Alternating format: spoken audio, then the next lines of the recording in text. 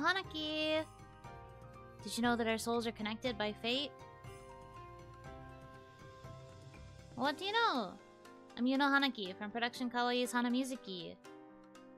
Welcome in, everybody. Welcome to the stream. Happy Monday. Is that one of those, like, overly verbose versions of my intro? Okay, let's try it. Let's try it. Let's try it. Let's see if we can do it. Okay. Oh, Hanaki! Have you ever pondered the intriguing notion that the very essence of our beings, referred to as souls, is inextricably intertwined and bound together by the enigmatic forces of destiny and fate? What do you know? Somebody just looks at me after I say all of that and is just like, huh? Hi! Welcome in, everyone. Happy Monday. Your new intro. There is no way I could memorize that. I zoned out. There's no way I could memorize that.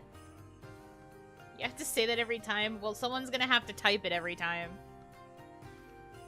I hate reading all that. Good for you. I'm sorry that happened. Yeah, true. Well, at least you don't have to read it. I just said it out loud. Anyways, happy Monday. Or well, as happy as it can be given the circumstances. But it is OniMon. It is the 45th OniMon, which is crazy. I've put out 55 schedules in my time at Kawaii, and I have done 45 OniMon. This has truly been a series that has been with me since the beginning.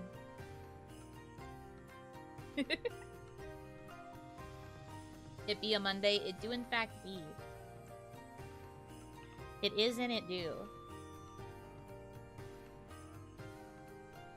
At least like 4 Oni-san. Technically there's only been 3 Oni-san, I think. Public ones. And then the 4th Oni-san was specifically for members, so I don't think that should count in the total amount of Oni-san. It does not count. It was a special one for members, but it does not count. Premium Oni-san. Yeah, the premium Oni-san experience, which you usually will not get because I plan to mostly take Sundays off. This is the last one with the From Production Kawaii Hanamizuki in the intro. Indeed it is. Indeed it is. Which makes me sad. I keep thinking about how I only have a couple streams left where I can say my intro in a normal way. I do think I have solidified the intro that I will have once I start streaming as an indie, but yeah, the era is rapidly approaching its end. And that's so very sad to think about. But yeah, I have come up with one. I have to practice, and it might take a bit. There might be situations where I slip up. Any sneak peeks of the intro? I don't know if that's really something that needs to be given a sneak peek. But like, we brainstormed it a little bit in one of the previous Onimons, so you kind of have like a vague idea if you watched that or if you were there for that. For a practice run.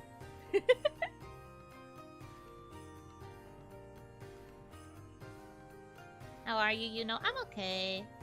I'm okay. The sneak peek is Oh Hanaki. It's so true. Oh Hanaki! And then there's nothing else. It's just silence and I just stare at you. Or like, no, here's what it'll be, okay? Hold on. I've got an idea. Hold on. We're brainstorming live. Oh Hanaki.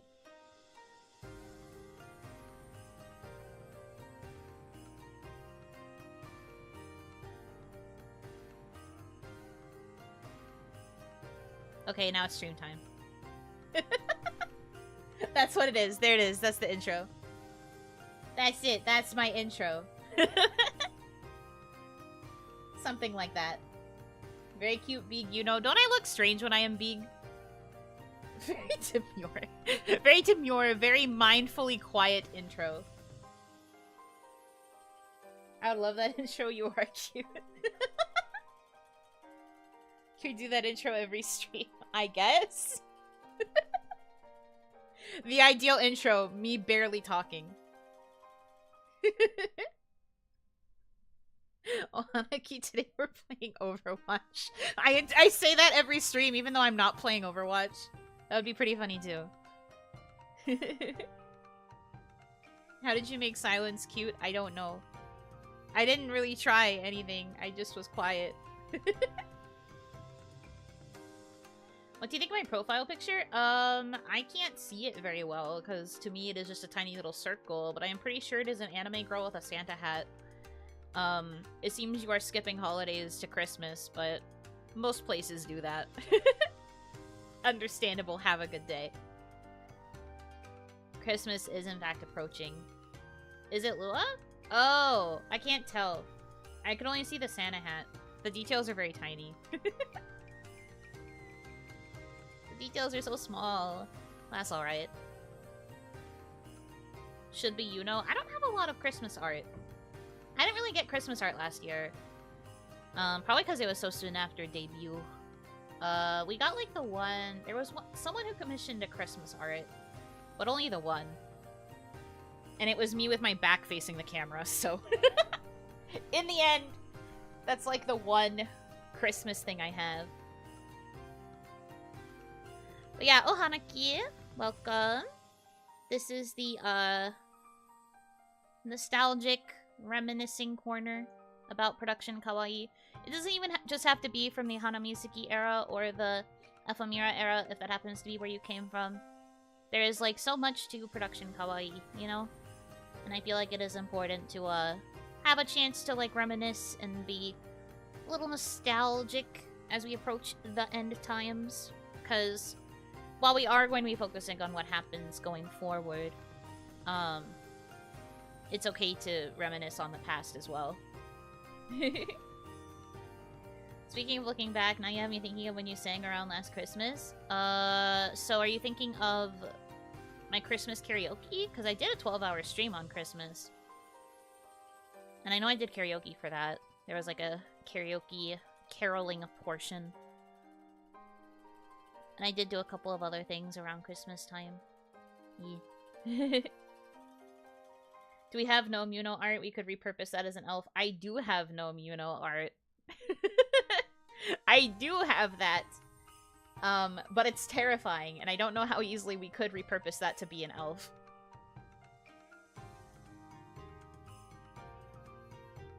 Been here since Yonya debuted. What a ride it's been. Yeah, what a ride. Everyone's singing I Want a Hippopotamus. Yeah. That's a good memory too. Hippopotamus. Ugh. We did pretty good stuff for Christmas, to be honest with you. Because we had been working on a Snow Song show ever since, like, Hanamizuki joined the Slack. Basically, like, that was one of the first projects we did as, like, a group of 10. And that was also technically the first set of trans lyrics I wrote for kawaii.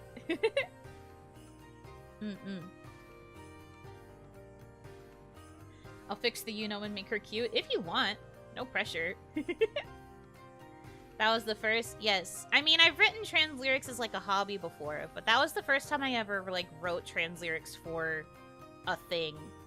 The lyrics I was writing for Kaya, like for Kaya's projects, came after Snow Song Show. But Snow Song Show was like the first one that I wrote for like a proper project. That was like gonna be sung by other people.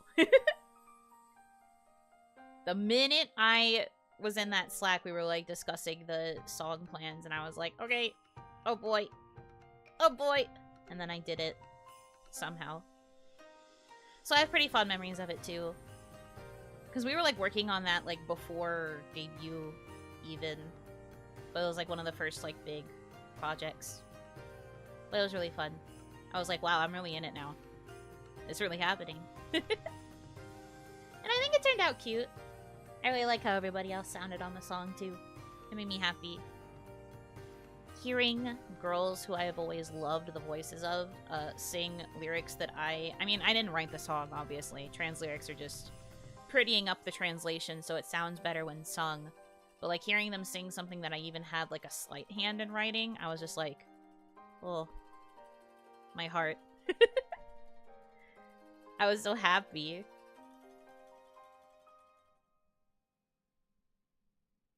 One of my favorite kawaii moments was Nene reviewing Koshta's waifus and figuring out that he designed Ionia based on said waifus.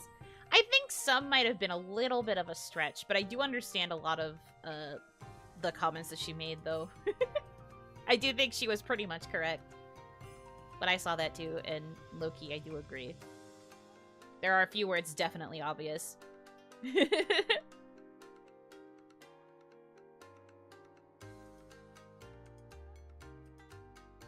So, you know, do you know about Kawaii Mania? I have heard of it. I don't know that much about it.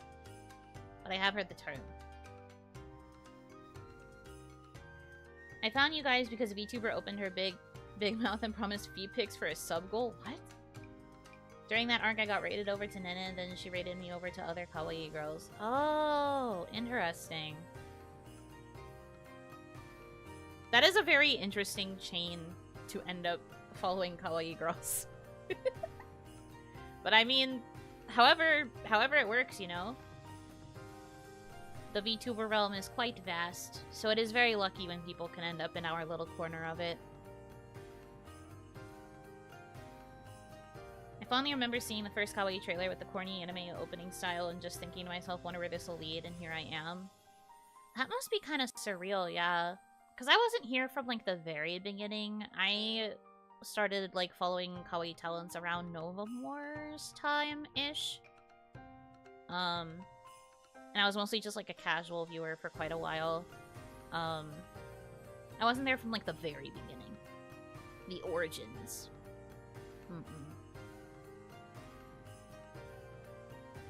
A feud between Charlotte and Reina that ended up in a stream where they fought in Fall Guys with Nina and Isla as commentators. That sounds funny.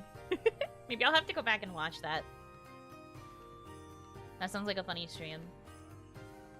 One of many where Nene was the gateway drug to kawaii. I feel like that might be true for a lot of people. I followed Isla first and the rest of the kawaii gen mates. Then fully follow you guys. Mostly Ron. That's fair. In the end, everybody can choose their flavor of girl. One of the things I've loved about kawaii is, like... And I think I said this, during the... I never posted it, I guess, because I wasn't sure if this was something that could really be posted. Even though I know other people posted the stuff that they made for that con. But, the last convention appearance that we had, or, like, that was a big group one, I guess I should say. Because some of the other girls have gotten the chance to do other stuff. Hyper Japan, right? Is that what it was called? Oh my god, I forgot. Help. Help!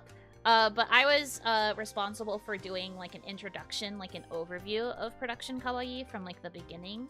So I kind of talked about, like, what kawaii stood for and what company values were and things like that. I was kind of the info dumper, I guess. Some of the other girls did, like, songs for that, and there were, like, some others who did, like, little intros and things. I also did a little intro, but it was my responsibility to do the, what is kawaii, kinda. Or, like, what is kawaii as a company, rather than, like, the definition of kawaii. So, to talk about that, one of the things I said was that, like, one of the benefits of kawaii is that there's different girls streaming at, like, all different points of time, and everyone has, like, different niches and different interests that they have, so, like, you can find a girl who, to you, is kawaii, you know?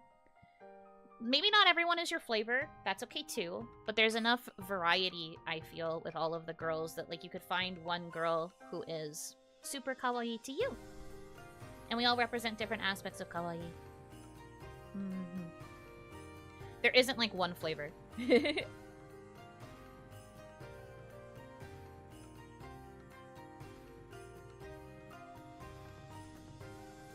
You could easily find 1 to 3 girls you enjoy here. Yeah, exactly. Exactly.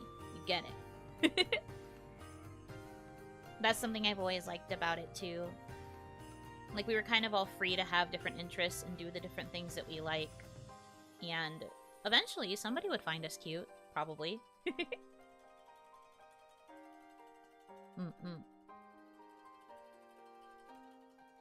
Okay, let me scroll back a little bit to see these other comments. Legit here because of FGO. If that does not make sense, it's because Isla's mama draws a lot of FGO. Yeah! I know about that. Indeed. That was how I knew Isla-sama's mama, too. I remember my origin. I got recommended a debut stream, so I joined the community the day after Yonya's debut, though I didn't start chatting until 2 months later. So you were a lurker. And then you shifted. Understandable. That was just before 3D debuts. Mass sub then, got roped in for the concert hype. Watched that 3 times with the follow-up watch-alongs. Oh man, that sounds really fun. But I really liked watching the concert too. I watched it live. Through the live stream. I think my first kawaii stream was with Kohaku, then she raided Mamie, and after that I think there was a raid to Ron. Oh! Yeah, see, I know that there were a lot of, well, maybe not a lot, but there was like a decent amount of new faces that came in with Ephemera. That's a fun grouping, I feel. Kawaii, cute, silly, dorks, and about 14 different flavors, because Isla-sama is cool for the 15th. That's true. She's cool cute. Cute cool? I don't know what the order would be, probably. How would you describe your flavor? Looks at smudged writing on hand. Smudged writing. Probably, like, nerd cute, I guess. Bookworm cute. Awkward cute.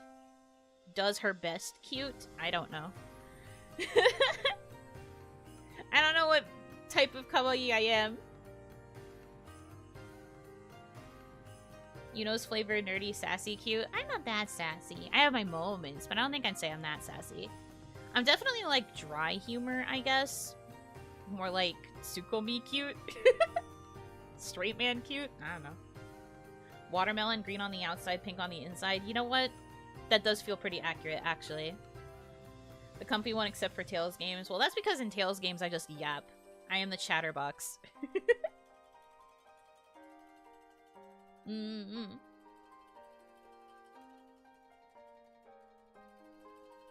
I also followed Isla's mama on Twitter, and she tweeted a link to Isla's debut. There weren't that many English-speaking VTubers at the time, so I decided to check it out. Oh, yeah, that's true.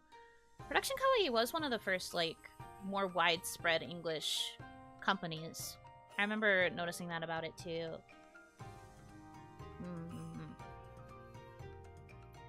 First exposure to Kawaii is watching all 4 of Ionia, not knowing they were in Production Kawaii. Kawaii is the first fandom I joined and enjoyed being in the community with. Oh! That's interesting. I don't know why, and feel free to laugh at me for thinking this, I guess, but I feel like... Maybe this is just the Burbling mindset, but I feel like Burblings came in with Lua and then stayed for Lua. It's kind of funny to hear that there were some people who joined, like, before Lua. You guys are just so dedicated, I guess, that I was just like, huh. Fascinating. Feel free to laugh, but that was just the impression that I had. Barely got into ASMR before I found Nene and eventually found out about the rest of Kawaii. No one else clicked that much with me until this green creature came along. Me? I'm green creature. Wait a minute. That's me.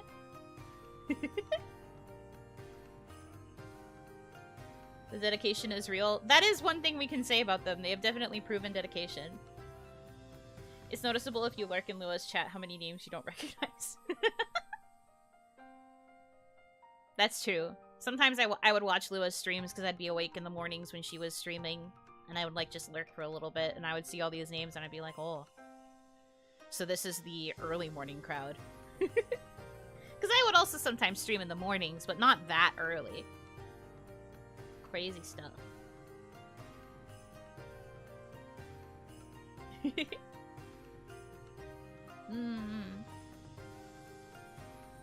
Man, so that means like 4 years coming up for like a lot of you, huh? This would be 4 years, right? Is my math wrong? Or are we coming up on 5? I think it's 4. I think it's 4. Looks at my hands. Ugh. Lua is my pick-me-up in the morning. I get to watch her at work. Ah, makes sense, makes sense. 4.5. Yeah, close. Do you regret not watching other girls much earlier? Well, it is okay, because you still have plenty of time to keep watching them.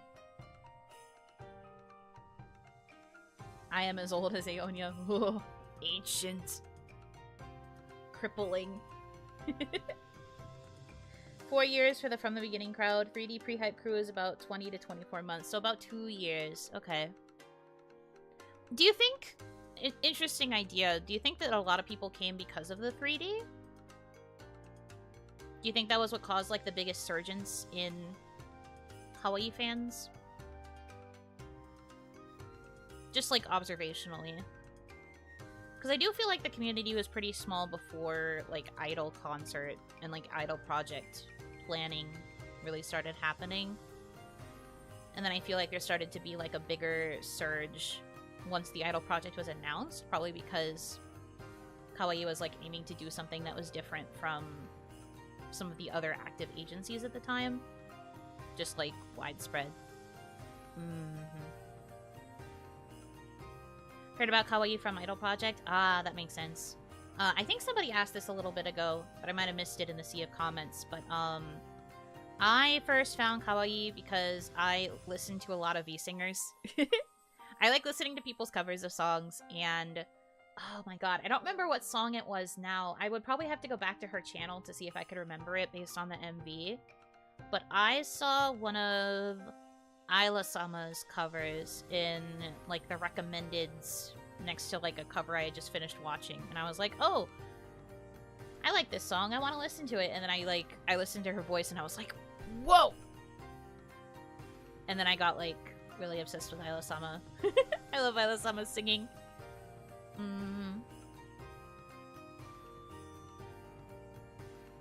And I know it was, like, right around the time of Novamore's debut. So I don't know what song that might have been at the time.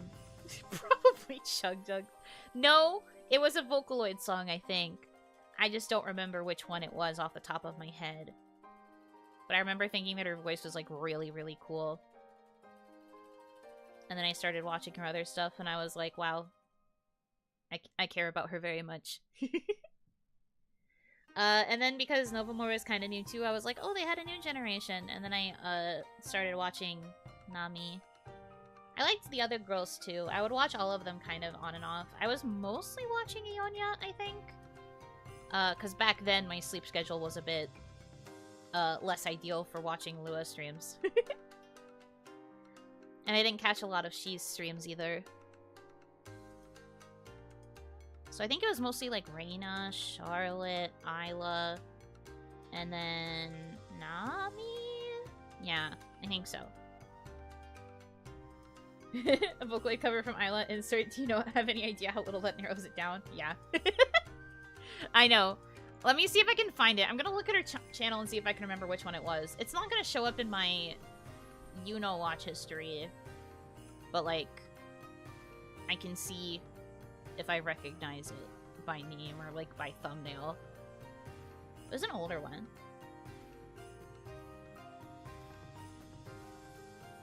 A fellow Hiroji, you know it. Handshake. I think small core communities also cross paths with Kawaii's community because of rating and introduce others to the Kawaii girls. I would agree. I would agree. I feel weird being in the mid-range. Lots of newer names now, regulars in chats, but always feels like there are 50 old graybeards that watch the Foundation get bored. There is no shame in how little or how long you have been a fan. All that matters is that you have been a fan for some length of time. Even if you've only been a fan for like 20 minutes. How long have I been live? If you've only been a fan for 29 minutes, that's fine too.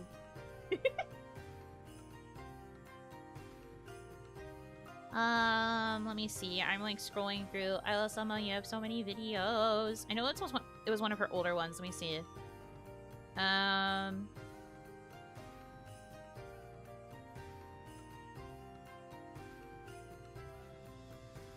Was it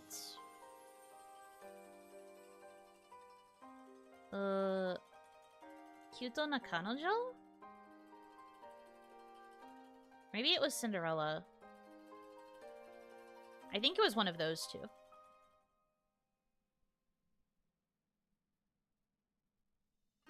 Yeah, I think so. I'm new. Stop. Risky question. Did you watch the stream that Yonya Novamore did where they gave tips on how to join kawaii? I did. I did watch it, though that was like forever ago. And was probably a bit less relevant by the time the audition that I was in rolled around.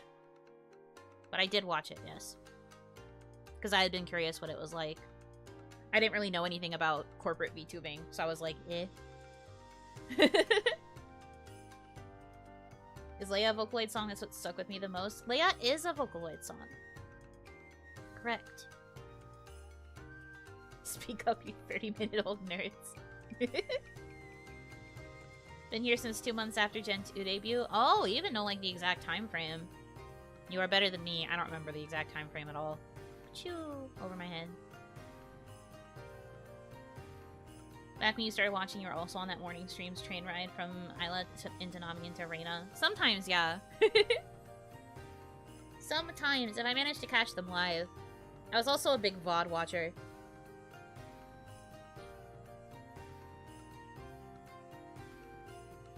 I look back very fondly on the first Christmas with Kawaii. Watching all of Gen 1 and 2 was cozy and nice to watch during holidays. Lots of laughs and hot chocolate. Oh, that does sound very cozy.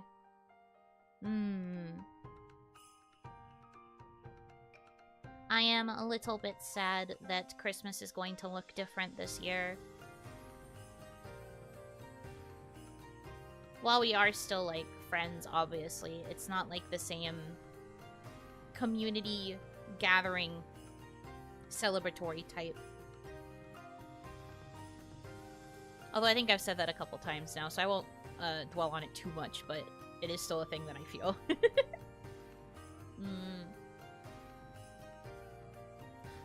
An offering. Thank you so much. Alex Jacobo, thank you for the $2. Hello, been a fan for 69 seconds. 69?! Nice. Thank you. Hope you'll continue to be a fan for longer. YouTube recommended She. It was my exposure for VTubers outside of Hololive. Oh, interesting.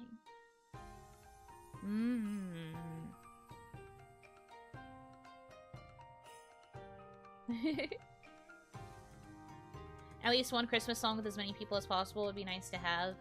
True. Kind of hard to organize. It might get harder to organize with everybody splintering off into their indie activities. But who knows? Holidays do be crazy.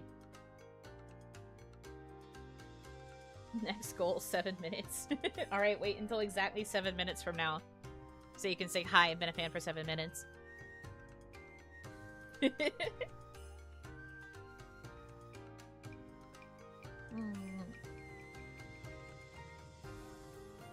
You know, into Charlotte into Isla is my morning stream train ride right now until BST shenanigans. Oh man. What an interesting trio. I feel like I am so different from the other two. I'm new here, instantly became a fan. You can't say that. Just because you're not a member anymore doesn't mean that you're new. I recognize your name, silly. I think Nene was my opening to production kawaii about 2 years ago.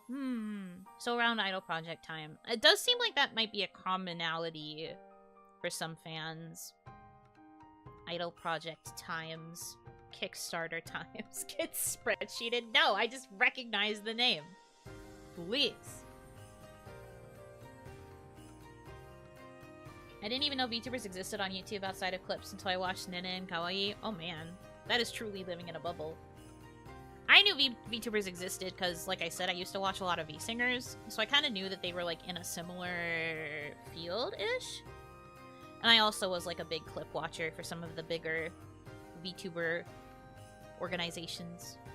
Bigger agencies, however you want to call them. I was mostly a clip watcher.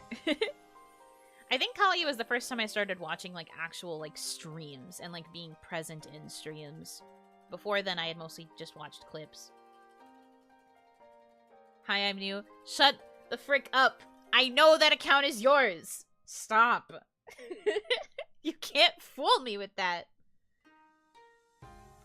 I saw them on Twitch, just not YouTube. Oh, Twitch? Wait, you started on Twitch? That's even more fascinating. You tisk, but I know. Also, Tokenai, welcome to Shadowfire Tier 2. Welcome, welcome. Or I should say welcome back. I should change my name so you won't recognize me. Joke's on you. I will remember. But it's VTubers. Actually, if you watch them on Twitch, they would be called VTwitchers because they're not on YouTube. I meant VTubers on Twitch, not kawaii. No, I know. That's why I'm surprised. Because I feel like if you get interested in kawaii VTubers, it means you'd be watching more of them on YouTube. It's weird to think that somebody started on Twitch and then managed to find kawaii somehow on YouTube. The transition is interesting. Actually.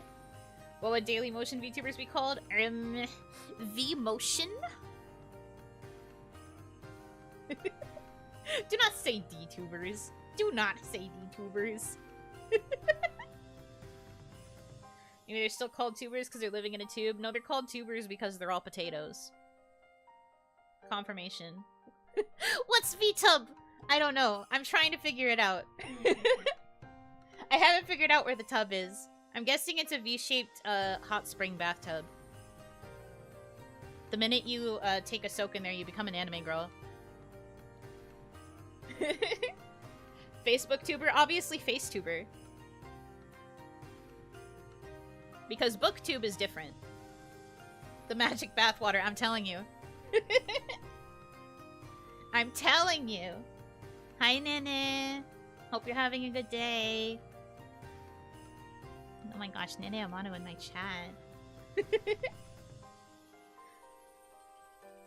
The hot springs to turn you into anime. That's what I'm saying. You have to go in there. That's like a mandatory rest stop you have to take, and then you will become VTuber. Was replaying Alien Isolation and looking for people playing for the first time to relive the first time through them. Found Hiyori's charity stream. Whoa, okay. I was watching that stream too. So you're like relatively newer, yeah. Heck yeah. I like hearing from newer fans too, like the newer things that got them interested. Oh, Gia Yuno Hanaki stream. Oh my gosh. She streams.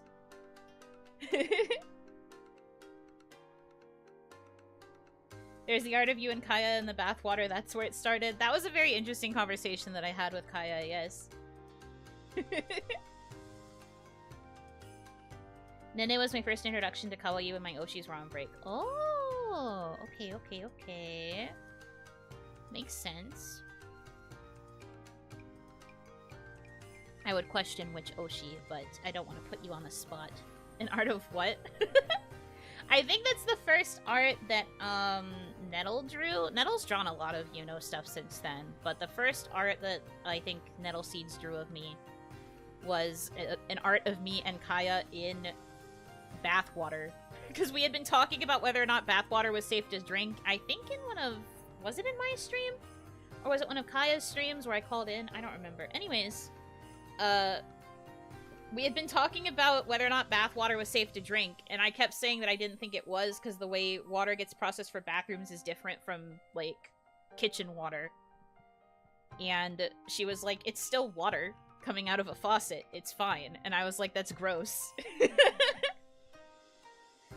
And then it led to Nettle Seeds drawing art of the two of us in water and me not wanting to drink it while Kaya was just like, sip, sip, sip.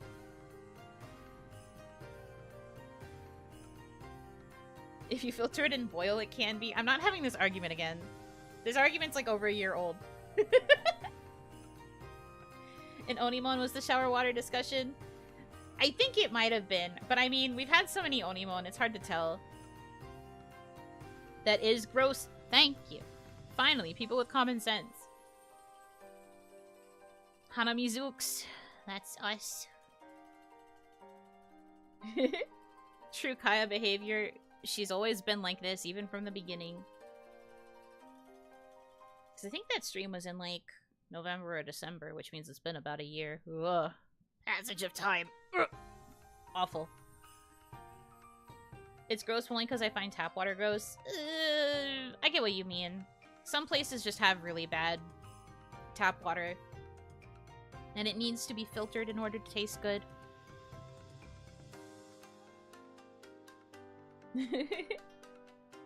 Drank it all the time as a kid. When I turned the water off, always drank the last of water out of the shower head. Not directly from the shower head. What? That's crazy. That's crazy talk. That would have anime girl flavor. Okay. Guys. Please. What a confession. What is this stream? Why must I experience this? Me every day of my freaking life. Every day I am out here fighting for my life, dealing with the Dominanshi being these chaotic little creatures. There are no brain cells within these little orbs of fire. Just another Oni day, just another day ending, and why? Am I right, fellas? My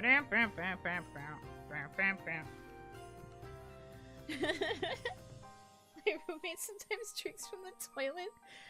I realize that you're joking because I know you don't have a roommate, but to anybody else who doesn't know that, ugh.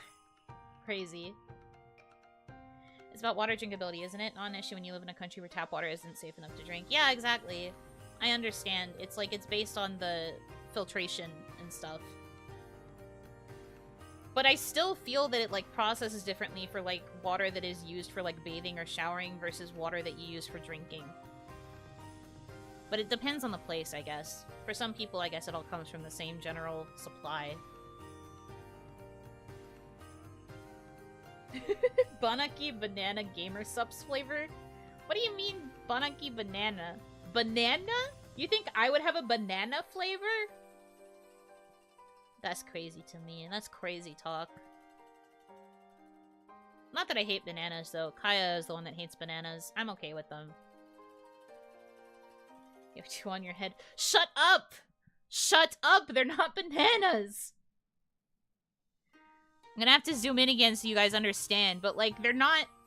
These are not banana shapes. Look. This is not a banana. These are not bananas. Bananas don't look like this. What are you talking about?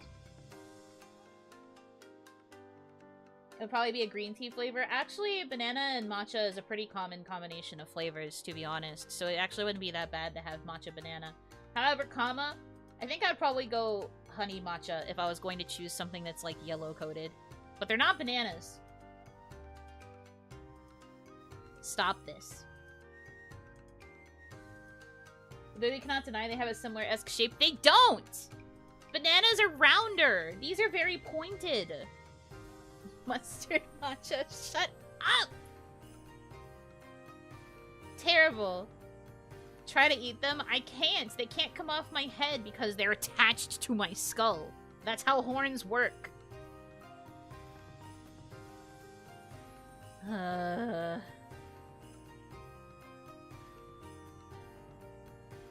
Watermelon onion? Ew! Ew! That sounds so gross. Especially as, like, a gamer subs flavor. Ew. We know it's just a Halloween headband. Where's the headband? Where is the freaking material? I'm gonna... Where's the material? There's no... I have a headdress on, yes.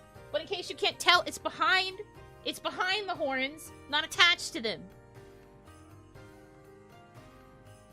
I hate this. You guys are embarrassing me. This is the stream where Yuno decides maybe kawaii was a mistake. No. If I thought that this was a mistake, I would have thought so ages ago. There are several other instances that would have been more likely for me to think that this was a mistake. This is not one of those. I am used to this behavior from you guys by now. I'm immune! I'm strong. You can't get me anymore. I'm too cool. Says the one reacting. Well, what am I supposed to do? Just be like, that's nice. That's nice, chat.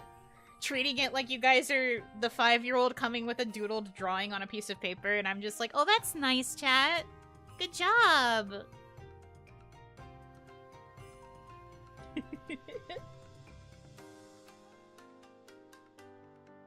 Yes. Thanks, Mom. Yeah, no problem.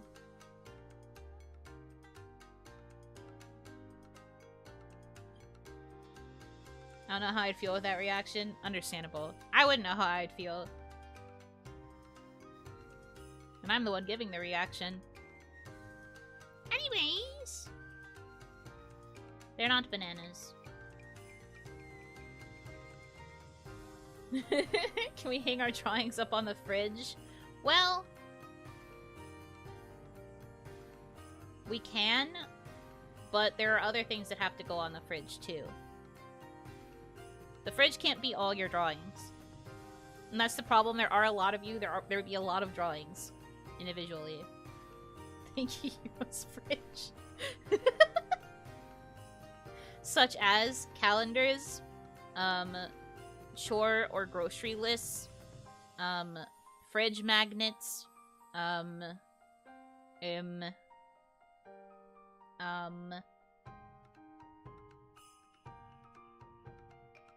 fridge needs handholds for Yuno to climb up to the freezer. Stop! I'm not that little! I can reach the freaking freezer! I hate this.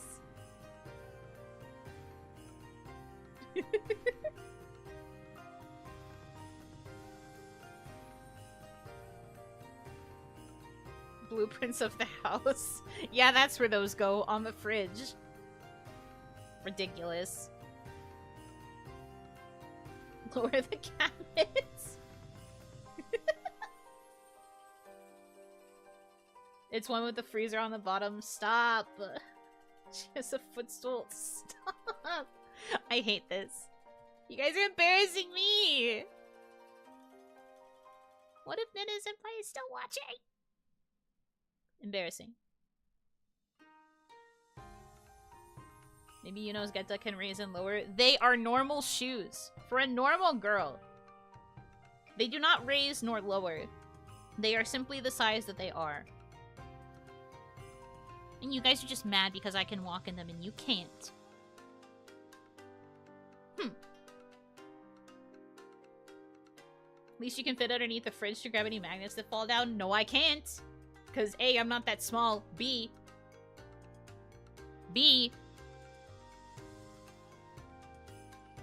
I'm not that small. Anyways. You ever try to lay on your stomach like this? You don't know what it's like. You've never been there. I've been in the trenches.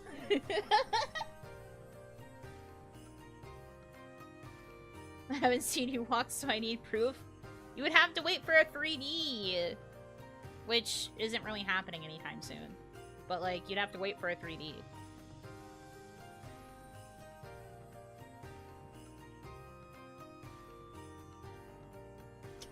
Stop eye zooming.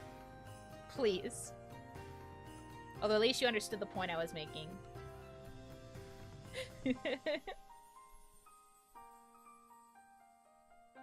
It would be weird to steal someone else's shoes just to strut around in them. This is how I know that you guys do not understand what it is like to be a young girl.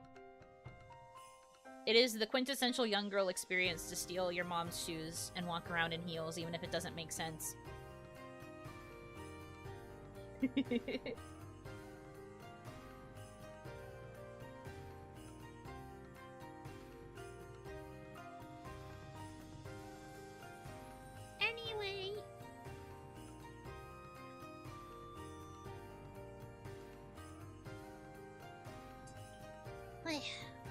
I'm picturing Babu Buno doing that and it's adorable.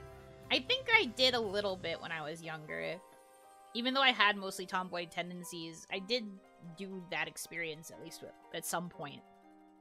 Because I can kind of remember it.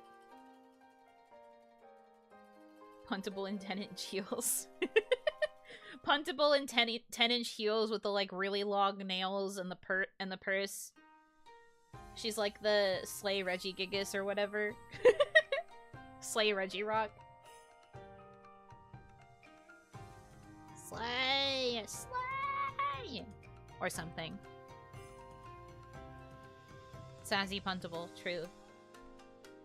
That's what the Chupacabra is. Why are you mean to her? That is just a little creature. Slay Pumpkin, my beloved. I love Slaycrow.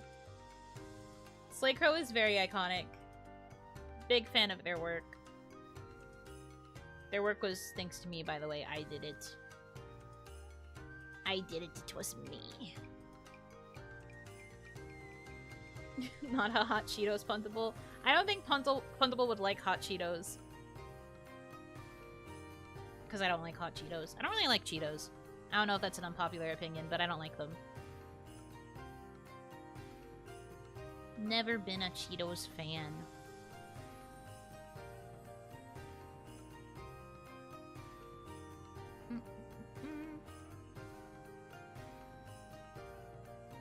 What? Yeah, I've never liked them. Never once have I cared for them. More of a Takis guy. I've never tried Takis. I wonder if they'd be good. Why not? I don't know. I've tried them multiple times and I'm just kind of like, meh.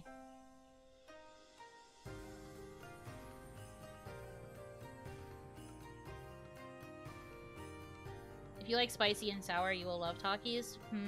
I'm okay with spicy. I'm not really big on sour. If you will recall, one of my dislikes on my debut slides was sour candy, so I don't know if I would like sour on the Taki.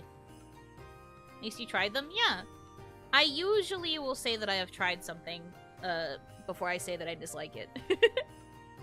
It's rare that I will just look at something and be like, I wouldn't like that.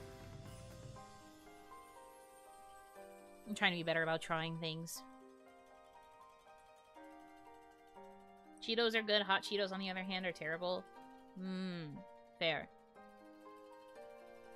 Spicy chips just don't vibe with me. I think I am the same. I just generally don't think I would like spicy chip. No hot chip for me. For the most part.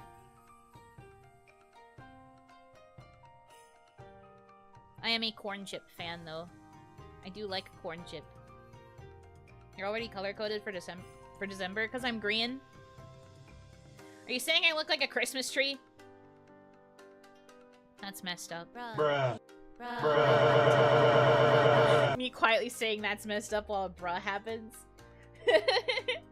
Daniel Smith, thank you for the $100 tip. Thank you for the bruh.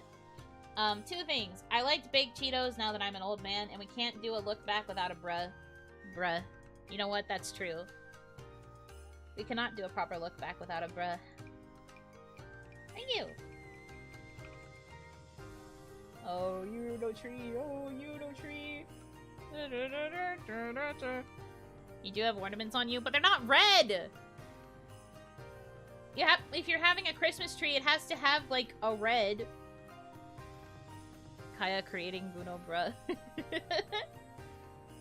It was just a very funny edit, and then I was very lucky that she let me turn it into an alert. The hairpiece is sort of star-shaped. It is literally not, but okay. What wisdom do you have for us? Rocking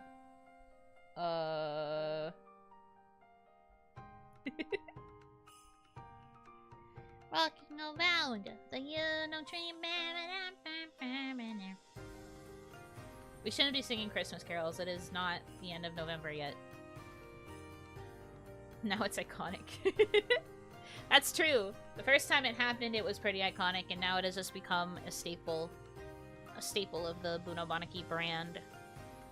Although I'm hoping by the time I'm able to come back to streaming as an indie, I will add a couple more alerts so there's a little bit more variety. Isn't it literally the end of November? Well, yes, but like, November has to end and it has to be December 1st, and then you can start playing Christmas carols. That is my official opinion, and I am right, and I do not care what society tries to say by playing it early. They are wrong. Tell that to all the stores Mariah is unthawing. But the Christmas tree is already up. That's bad luck! Your Christmas tree shouldn't be put up until after Thanksgiving. Legally, you should only be putting it up after, like, on Black Friday. That's illegal. You know, on November 30th, 11:59, hold it. I'm not gonna be saying hold it, or well, I will be saying that, but for a different reason, because that'll be the transition between being corporate and being indie. Even the start of December is too soon. I guess that's true, yeah. Thanksgiving being the latest possible day is messing with me. The 25th can be post-Thanksgiving and therefore in the Christmas orbit. I guess? Christmas orbit? My tree never went down. That is still bad luck, but also I understand. Christmas starts once it's the Burr months. You cannot tell me that you are in October. Or like, no, actually earlier. September. You can't tell me you're in September and you're just like, yes, Christmas time. That is so improper. That is terrible. September 1st? You're crazy. You're crazy. You're one of those. Actual illegal. I'm telling you. Who let him cook? No, that is not cooking. That is like pre-burning the Christmas cookies. What the heck?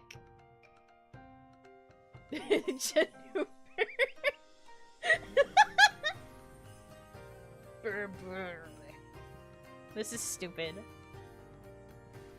We live in a society, huh? Anyways. I guess I feel differently because Onimama always loved Halloween, so we were always like a super like hyped up Halloween house, and then like the Halloween stuff would stay up for a little while after Halloween proper, and then there'd be like a very slow transition with the Christmas stuff. It was like part of the Thanksgiving celebrations to start decorating for Christmas. February got real crazy lately, let me tell ya. It should. Because that's when a certain Oni was born. You don't accept Halloween skipping? I don't, and I'm not even that big of a Halloween celebrator in my personal life. Onimama loved it, but like, I always thought Halloween was okay. School starts in the Burr and winter break is a full dang final away. It do be like that.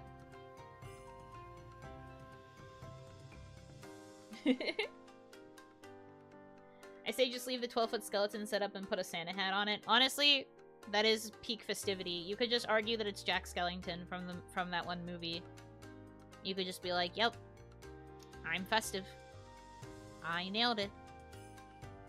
Especially if you went through the effort to put up a 12-foot skeleton. Why would you take it down so quickly when you could just put a Santa hat on him?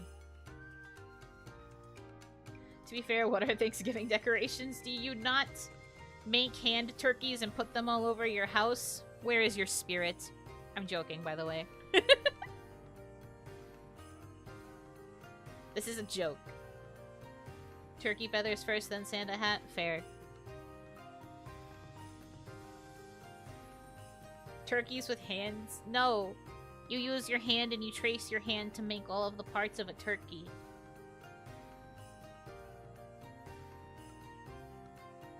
That is a hand turkey. I was never good at them. Every time I'd have to trace my hand for one of those hand turkey projects, it would turn out so ugly. Someone who never had Thanksgiving as a celebration and rarely Halloween, Christmas starts around October. I guess that's fair. If you don't really celebrate the stuff, then I guess there's nothing else to do but speedrun to Christmas. That still feels weird to me.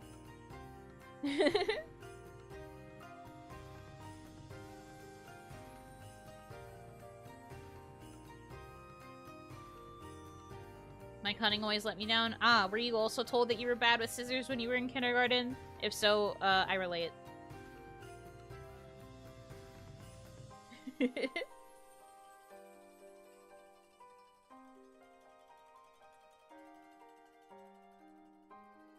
Don't call it a skill issue!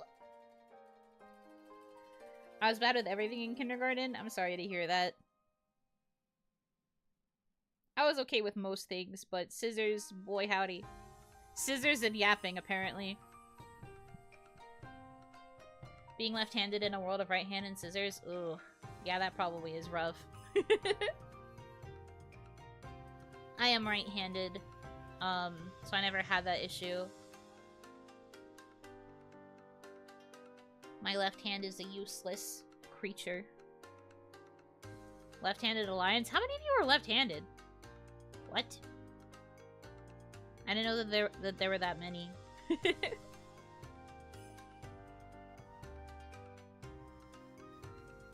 That's rough, buddy. So true.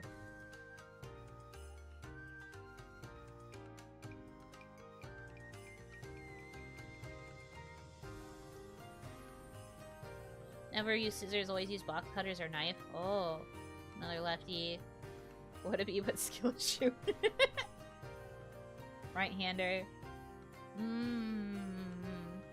Okay. Surprising amount of left-handed, though. I never knew this many left-handed people before. Most people I know have been right-handed. Crazy! The more you know, I guess.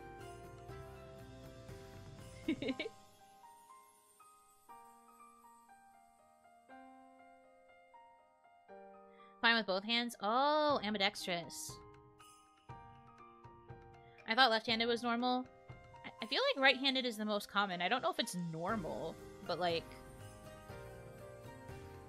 most people I know have been right-handed.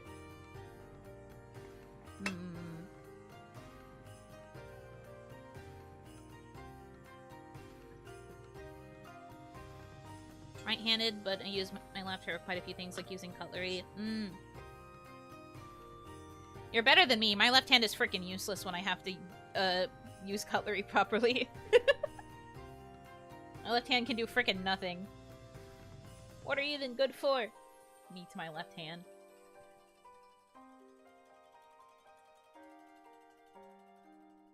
I write with my left hand, but can use stuff like scissors with my right hand. Oh.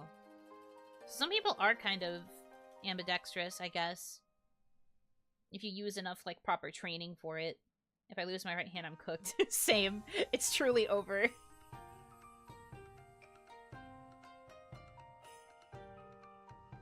Someone made a video of them doing a left-handed challenge for a month. I would fail. I would not survive day one. I would not survive day one. My hand would make me suffer. Sometimes I even struggle carrying things with my left hand.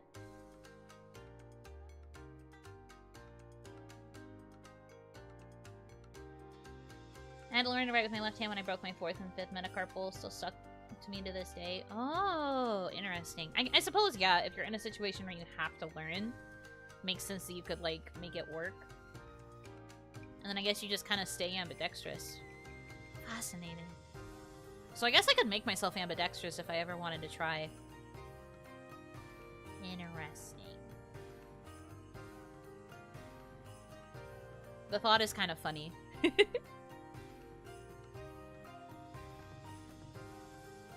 I will train. I'll report back, maybe. If I remember that I want to train, I'll report back with my findings. Or I will, as I said, fail day one because my left hand can do barely anything.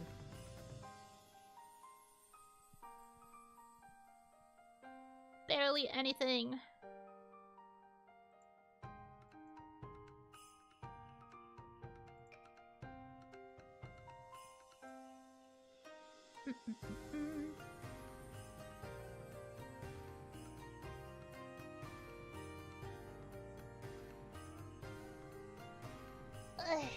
Okay. You need to see a stream where you try to write a short story with your left hand. It would be over. We're gonna have to wait. I have to get so many other things to, like, upgrade my setup before I could even think about doing something like that. But who knows? Opportunities may open up as I slowly acquire objects. Am I allowed to make a kawaii question, or are we past that? No, you can ask. It's fine. I do not mind at all. We can wait. I should hope so. I should hope so. But it's also a big baby. I don't know. I think I've said from the beginning, but I'm kind of, like, hesitant to do things like hand cam. I can't make any promises. We'll have to see what I can do with my setup and if it'll be in a way that makes me comfy. And then we will consider.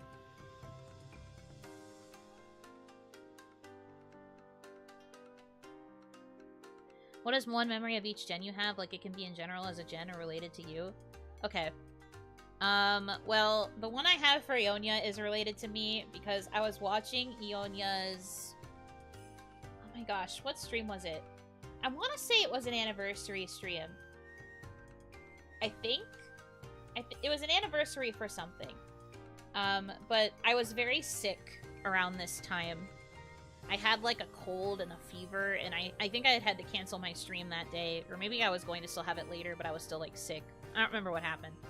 And I had been watching, like, a group Ionia collab, which I'm pretty sure it was for an anniversary. I don't remember the specifics. But they had been talking about, you know, the like, Bitrix that was put on Switch cartridges. And, Charlotte licked it and, like, freaked out because it was gross. And, I was like, oh man.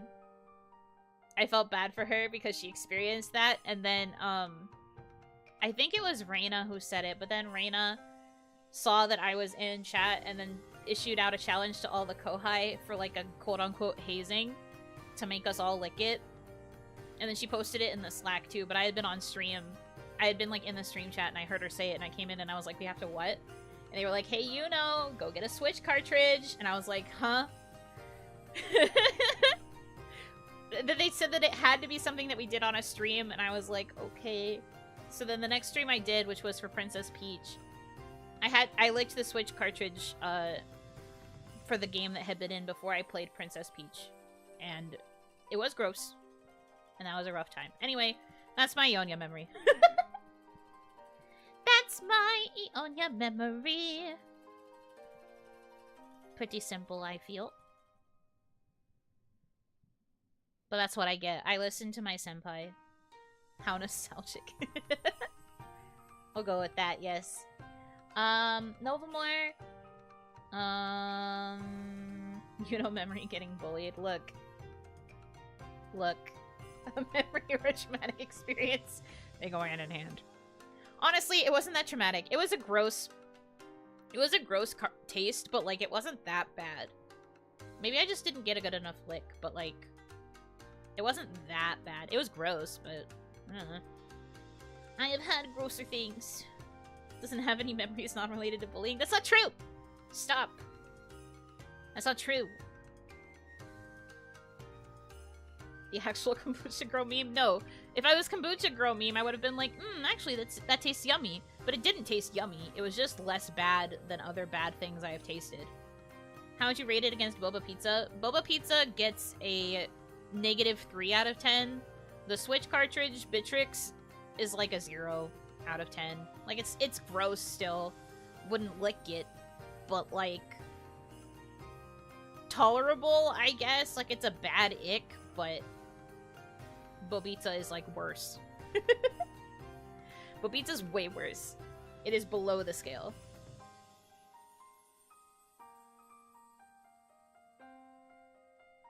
Still edible than Boba Pizza? Yes.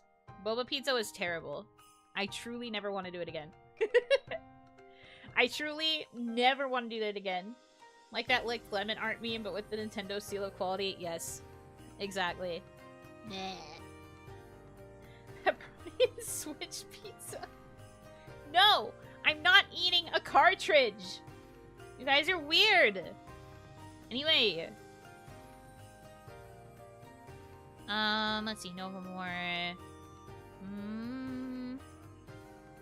I was there for when they watched High School Musical. I kind of, like, lurked. I didn't, like, fully watch, like, alongside them, but I was listening to their High School Musical takes, and I was just like, Because I have takes. I have opinions. But I've already voiced mine before from around that same time, and everybody was like, you know, what are you talking about? And that just proves to me that everybody else is just not as right as I am. And that's fine. And then I guess if you want like a more like wholesome memory, obviously being asked to write Forevermore was a very good time. Fun watch long, but it was long, and that was my first time watching High School Musical 3, but it's so good! Everybody was like ragging on it, but listen. High School Musical 3 goes hard. Never saw the movie? You've never seen the first one? Or never seen any of them? Because they watched all three, I think. You know, what do you mean? That's why I say I know that you guys don't agree with my take, and that just means you're wrong. Because High School Musical 3 has arguably the better soundtrack. The plot sucks. I can't deny that. But, like, you don't watch High School Musical for the plot. You just don't. But I feel like High School Musical 3's soundtrack was much better than the first movie. But the second movie is the best in terms of both plot and music. That is my honest opinion. Honestly, High School Musical 1 has like an okay plot, and the music is also okay. It is like supreme mid. High School Musical 2, banger. High School Musical 3, really good soundtrack, terrible plot. That is my spicy hot take. But I love the music in High School Musical 3. Oh, it's so good. Oh, it's so good. Anyway. World's Greatest Fighter for High School Musical 3? Yes. Correct. That's me. That's me! Third, tried too hard to be Grease? What are you talking about? I love Grease. I do not think High School Musical 3 and Grease are similar. Supremely wrong take. But it's okay to be wrong.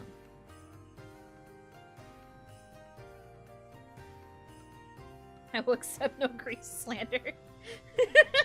Bro's about to get banned. Listen. I like Grease. It was one of Onimama's favorite movies too, so I am a Grease defender. Also a Grease apologist. Because Grease is cringe, but like, it's my cringe.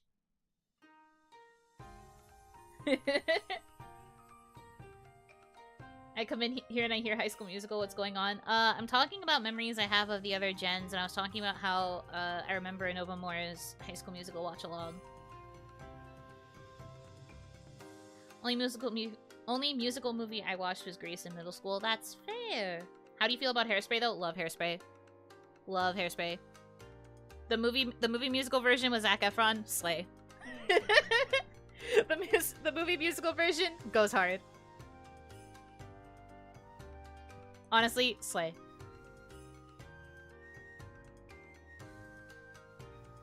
Hairspray is fun. It is! And, like, also, I have to be an apologist for it, because it's not the best messaging, but, like, listen. Still fun.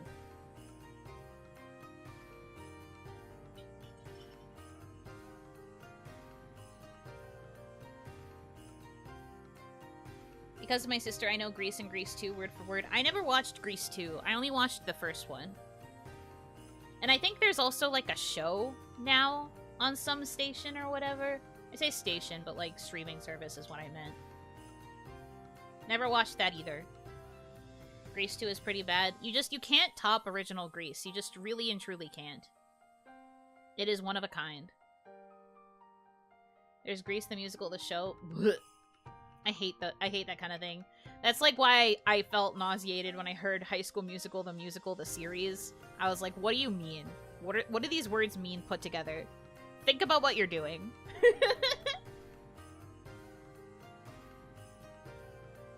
Me explaining why I have to change the oil in the deep fryers? Yeah. Come again? Yeah, there's a series on Disney Plus called High School Musical, the series, which is set in the high school that High School Musical originally took place in. But High School Musical is also a play, and the students are putting on a production of High School Musical in the school that hosted High School Musical, where High School Musical was filmed. And there's a series about all of them auditioning for High School Musical, and it is a series. Do you understand? Because if you don't, neither do I. An AU spinoff, then? No. It's intended to be like mockumentary style, kind of. Because they film it like The Office, where they'll have, like, cutaways and, like, confessionals and things. But, like, no. It's not considered an AU in the sense that, like, it is treated like a musical. And it is true, there is, like, an actual, like, stage production version of High School Musical that exists. But, like, the series takes place with them casting for their school's rendition of High School Musical because they are the school that hosted... That was where High School Musical was originally filmed. It's very weird. I don't know why they did that. Also love it when you explain with that speed without stumbling a word just for a joke like this. Look, I can be pretty coherent when I want to be. Sounds like AI made the title. I don't think so, but who knows at this point. Anyway, I heard the plot for it is also very crazy, and the fact that it got multiple seasons that aren't about the High School Musical is crazy. Like, at that point, just do one season to, like, stick to your guns, but they obviously got, like, other seasons greenlit, and that's... Lord. Anyway.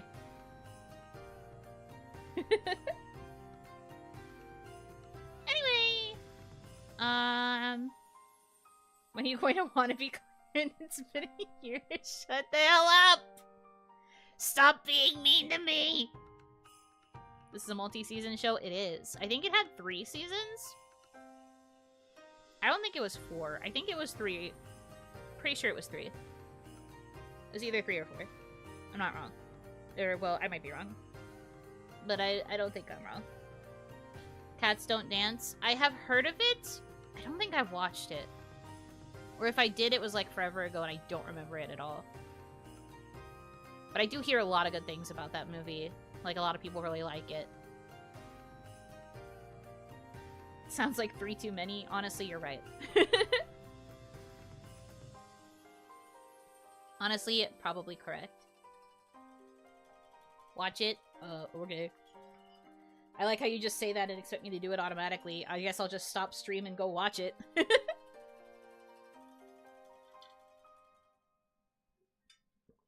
Production kawaii, huh? So true. Back to my memories, I guess, now that I have had my random, non sequitur about High School Musical. Hanamizuki memories. I mean, it's gotta be Pico Park, right?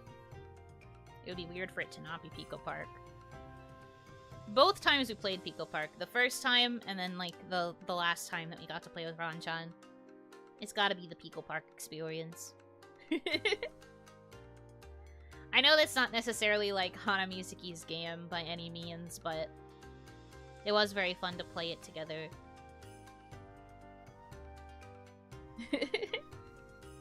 It's, like, the best way to showcase our personalities, I think.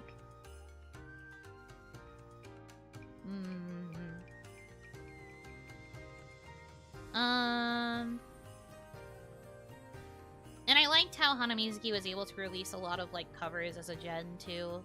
We tried really hard to pump out stuff as a big group.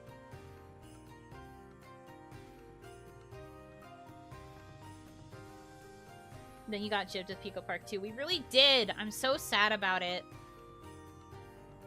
It really do be like that. But someday we will get to play Pico Park, too, I am sure. We will do our best. Jumping over the bullet level almost makes everyone just lose it. It's bad. That's a hard level. That was crazy. Pico Park 2 did us dirty coming out too late.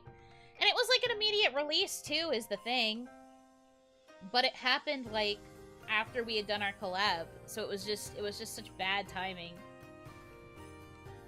Bad, terrible timing.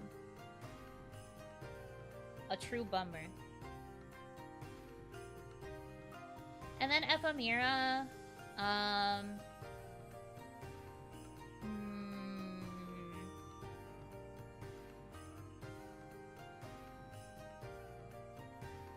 I guess, like, the times I would be able to sneak into the late night guerrilla streams that they would do sometimes to play games. Whether it be for something like Overwatch or for, like, other games. There have also been times where I would just hang out with them in, like, offline VCs and just, like, watch whatever they were getting up to. Yuno, I mean, I'm sure you guys liked the One-san portion. That was a fun time, though. I agree.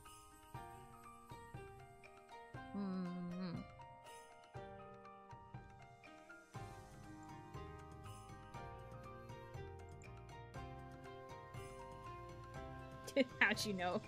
Of course I know. Season 1, the high school. Season 2, the golf resort. Season 3, whatever the third movie was. The third movie was once again set at the high school, for the most part. Besides the parts where Gabriella was off, exploring her fancy Ivy League school. Or whatever. Yeah, I know for you guys, the best Ephemera moment with me in it was Yuno, but like... You know, I just have fun hanging out with them. They are a really sweet group. There's always, like, so much energy there. Hanamizuki, like, not that we don't have energy, but I feel like our overall vibe was quite mellow.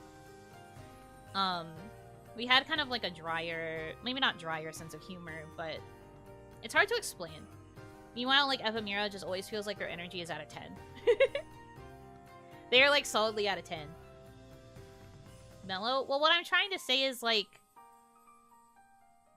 we're more in sync, I guess, when we did Hanamizuki collabs.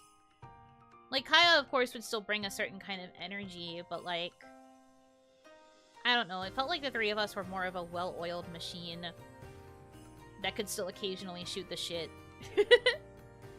Well, I feel like Ephemera is, like, a little bit more chaotic, but that might also just be because of the quantity of members. I've said this before, but I still think Hanamizuki being 3 people was a really good move, at least for me as a talent, because I think if I was in a bigger group, I would immediately enter my shell.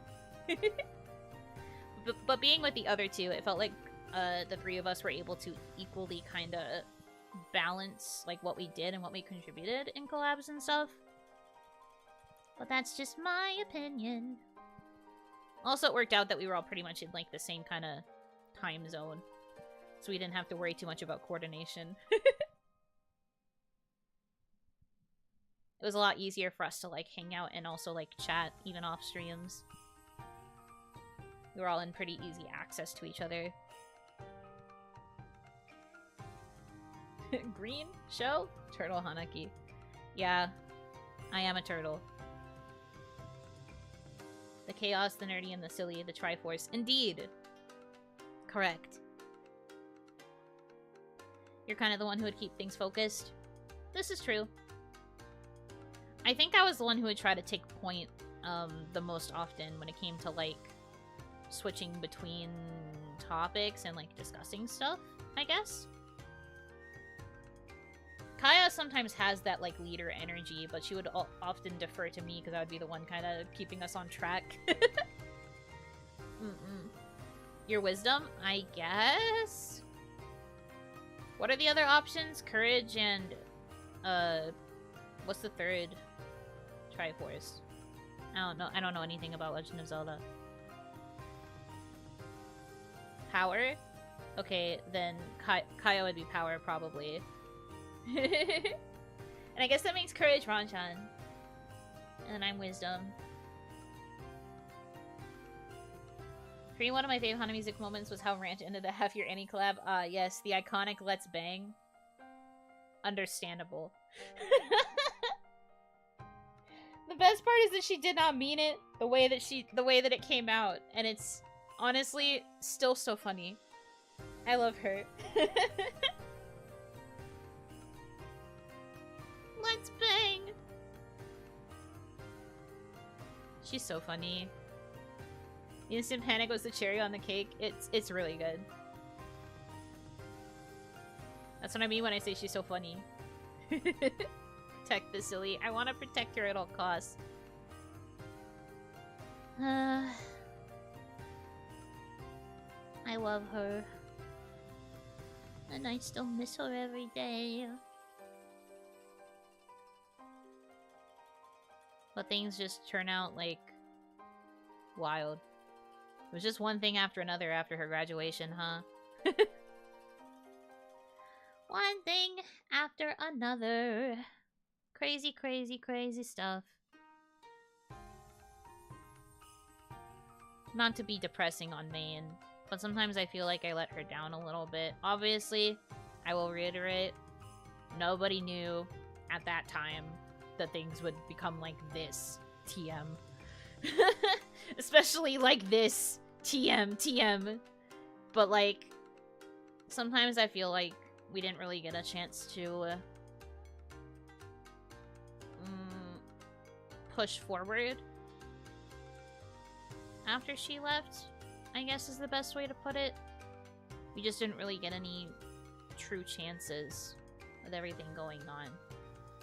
And then everything went going on in October, which is going to continue to be the worst month ever of my life. And like, God, it's just kind of rough.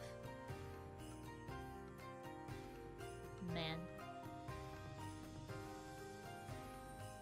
On a sadder note, but still funny in a dark way, your thumbnail for the OniMon after the announcement, the thumbnail of I Miss My Wife. I still think it's really funny. I am glad that she gave me permission to use it. A peak thumbnail and a peak meme. It is still really good. I will honestly never do better. And to think that thumbnail still didn't win thumbnail of the month! Anger. Hatred coursing through my veins. It didn't. Nope. I haven't won thumbnail of the month for like a while. I think the last time I got it was like March or April. I think. I literally have not gotten thumbnail of the month since then. And it kind of sucked because a lot of my thumbnails were bangers. But thumbnail of the month, like, I'm sure you guys know already, but that stopped happening around the time of the announcement. What did? I don't remember. When was the last time they even announced thumbnail of the month? A long time ago. Let me look.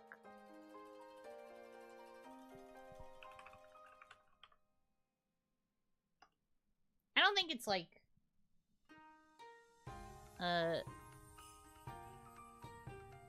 information that cannot be shared. So I'm looking. I don't even remember what the last month of it was.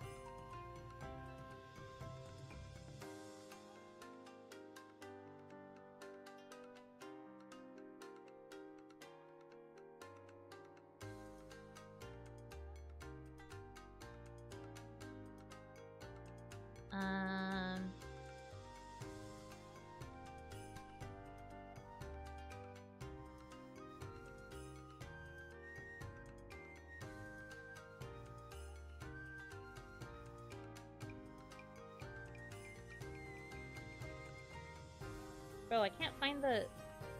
Can I sort this better?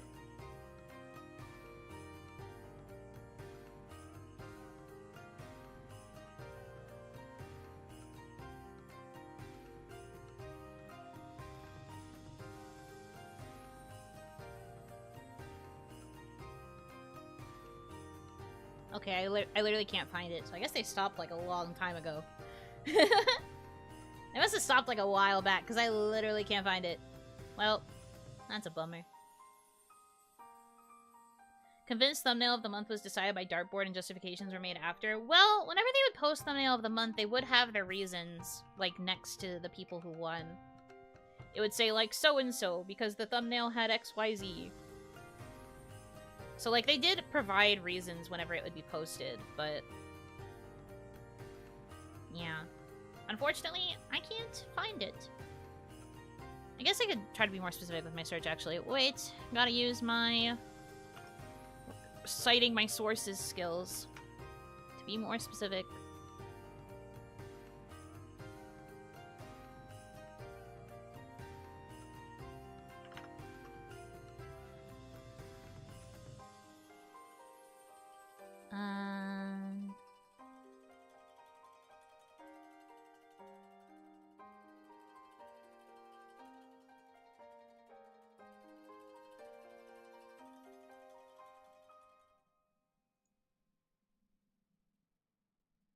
Okay, so the last time they gave us...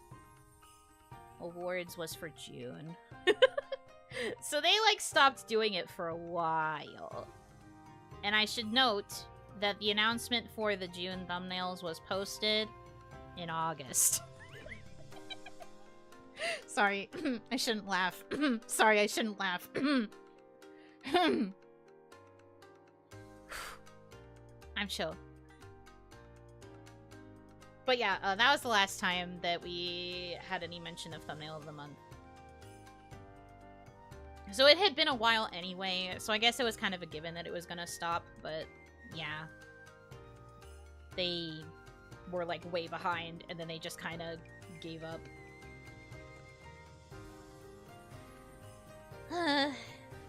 So, you know, it's fine. It wouldn't have been graded, I guess. But I guess if they had had it for August, I would have won. I would have nailed it. I would have done so good. Because it was a good freaking thumbnail.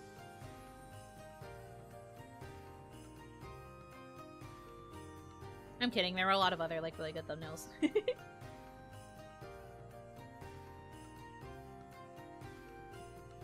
But it'd be like that. As for who won in like the last post about it, I don't know if I should tell you which streams they were.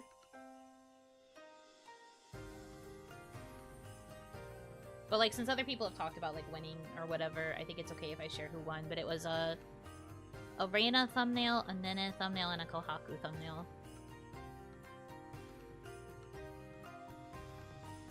Yep.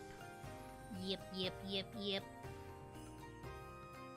But yeah, I hadn't won for a while. I think the last time I won was in February or March.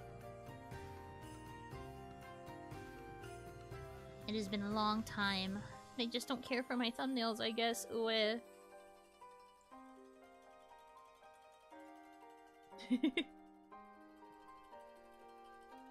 Ue. But it's okay. Anyways. I do think that there have been some, like, really iconic thumbnails, though. I always love looking at, Charlotte's and Isla's in particular. Theirs are really funny. I like their thumbnails a lot. Isla-sama, honestly, has always been really good at thumbnails, I think. Even from the beginning. Charlotte got really good over time, but I feel like Isla-sama was always kind of solid with it.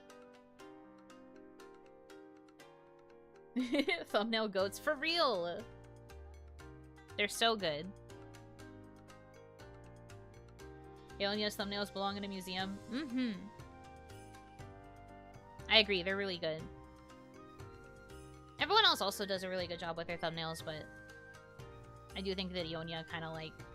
Especially because they had to kind of learn from the beginning. It's really cool to see the glow up, and now they're like masters. I don't know how I feel about my thumbnails sometimes. I have a few where I'm just like, this belongs in the MoMA, and then I have a few where I'm just like, it's okay. It's alright, it gets the point across.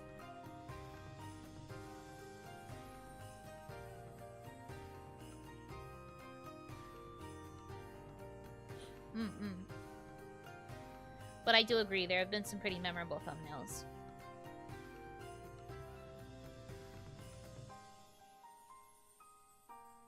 And a good thumbnail is usually key to getting clicks on a stream, which is why we'd be rewarded if we had good ones.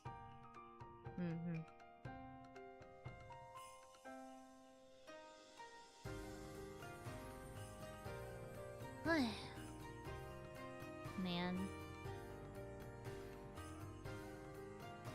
Kawaii. Oh, I have a message. Oh, okay. Cool. Cool. Okay, I will save that later. I got a DM on Slack and I was like, am I getting bonked for something? But no, I got sent a file for a fan art. Yippee! Or not a fan art, I guess I got sent a file for somebody's, for one of the more recent commissions. Yippee! A PSE! Sorry, you're being fired. Could you imagine so close to the formal date and I get booted at the last possible second. That would be awful. Don't wish that upon me. I'm trying to be a good girl. Fumble of the century. Honestly, yeah. I don't know what I would do in that case. I think it would truly be Owari. But we're fine. We're so good.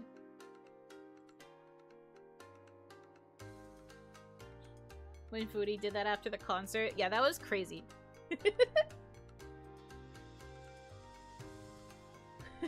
Damn, fired for leaking thumbnails of the month. I didn't even say which streams it was! Me getting sent into space.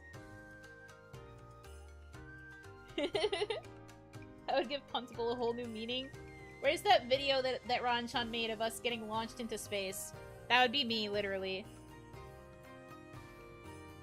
I don't know what I would do at that point. Crazy stuff. Also, while I'm thinking about it, because I might forget, members, you kind of already know what I'm talking about, but the rest of you, you might want to watch my stream on Friday.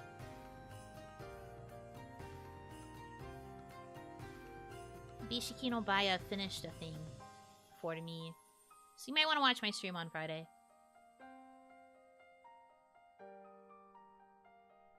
That is all.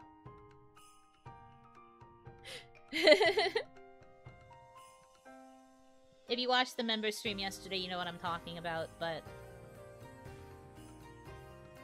you might want to watch on Friday. Nishikino Bio works fast, huh? She does. If you ask her for something, she's often very fast. That sounds ominous. No, it's good. It's good, I promise. It's positive. I have bad memory, please remind me. No. Does she even sleep? Yes, she does sleep.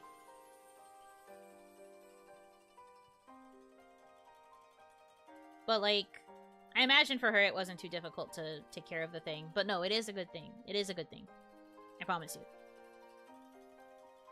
And now it's just a matter of me spending these next days figuring out how I'm going to approach said thing. I kind of have a loose idea, so maybe I have to talk to some people before I can figure it out for sure, but but there is a thing that got finished that would have been showcased yesterday but couldn't for reasons. But now I'll just share it on Friday. Before I go on my break, among other things. Yeah. Yay!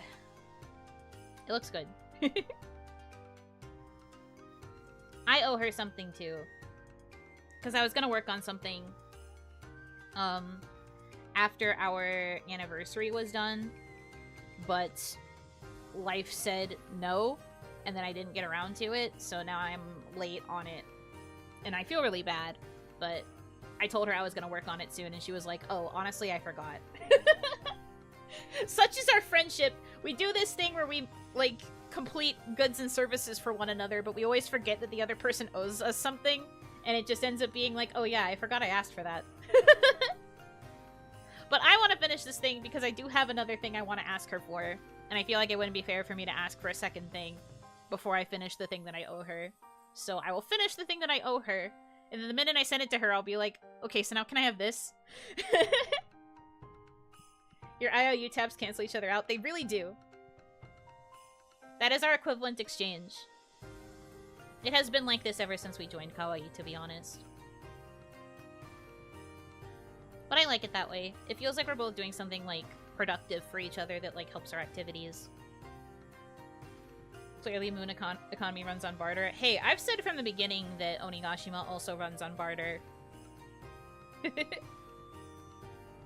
We also use a barter system. Perhaps we are just quite similar to the moon. Crazy stuff.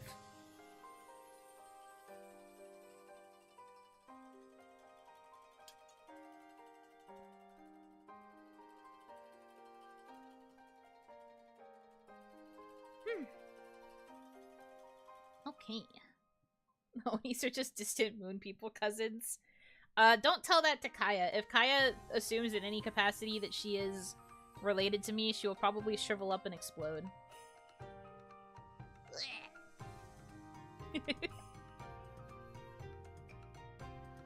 Who runs Bartertown? You know who.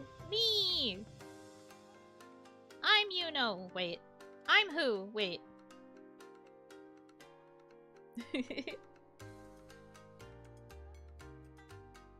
Who know is Yuno? Still one of the funnier puns I did upon debut, even though I did a lot. When I do my debut as an indie, I might do another slideshow and I will include Who Know Is Yuno again. You know when you approach her, what are you buying? What are you buying? That's me. It won't be anything flashy when I do come back, but that's because, in terms of the plans that I have, I will have to do some saving. I will have to do some saving, among other things. But I do have plans. Wiggle. Do we have wiggle commentary now every time I wiggle? I'll buy that at a high price. So true. The first merchant encounter.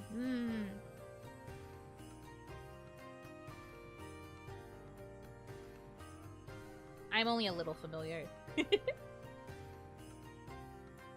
Debut rewatch is fun. High-pitched nervous, you know, for 30 minutes. Lock in for Tails for one slide. Back to nerves. Nothing more emblematic of the Yuno Hanaki experience of knowing that she's really shy and nervous talking to people for the first time in a long time. And then immediately when it comes time for Tails, just the voice drops like 3 octaves and it's just like, anyway, so I love the Tails series. Honestly, that is a very Yuno Hanaki trait.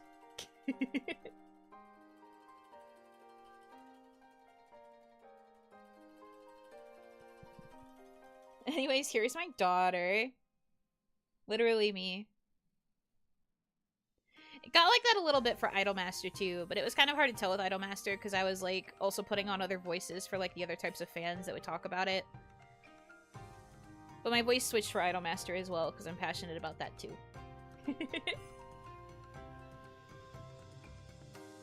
You need a t-shirt that says please don't talk to me unless it's about Tails. I need a sign during my work streams. It's just like, do not talk to her about Tails. She will not shut up. She needs to focus. Tales of the Abyss was my first Tales game. Ooh, honestly, good pick. Mine was Symphonia.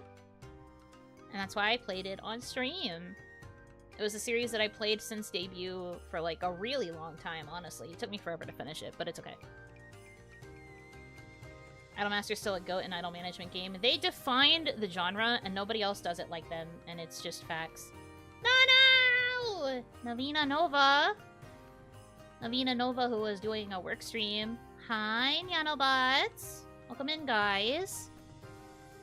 Nano! Nano. Hi. We were talking about Tales games. List of 5 topics Yuno Hanaki is talking about at any one time. Right now it's Tales. Anyway, hi! Hope you had a good stream. Hope you got a lot of work done. Honestly, you were probably doing better than me. I still have so much work I have to finish up, and I'm, like, kind of getting to it, but kind of not at the same time. It's hard out here.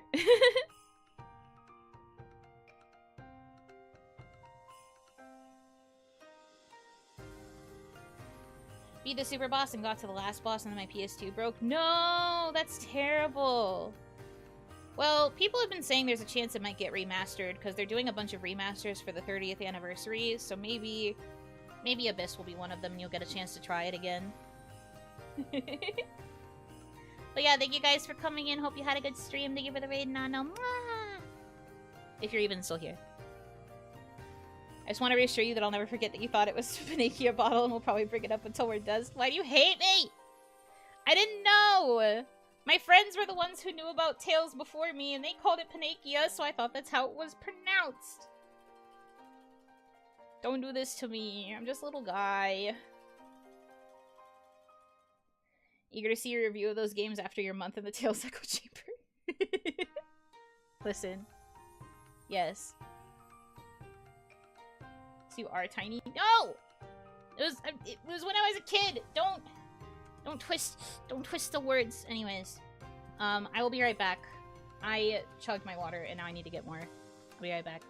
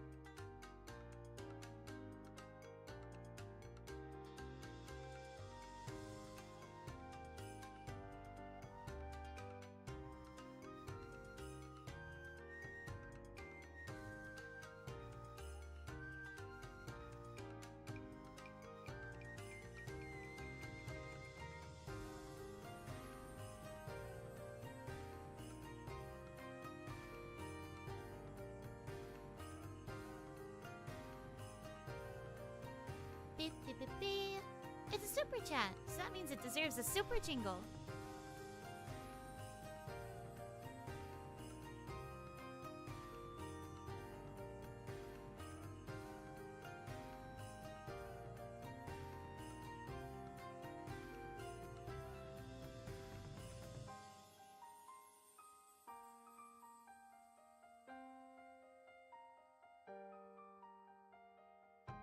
Beep, beep, beep, beep. It's a super chat, so that means it deserves a super jingle.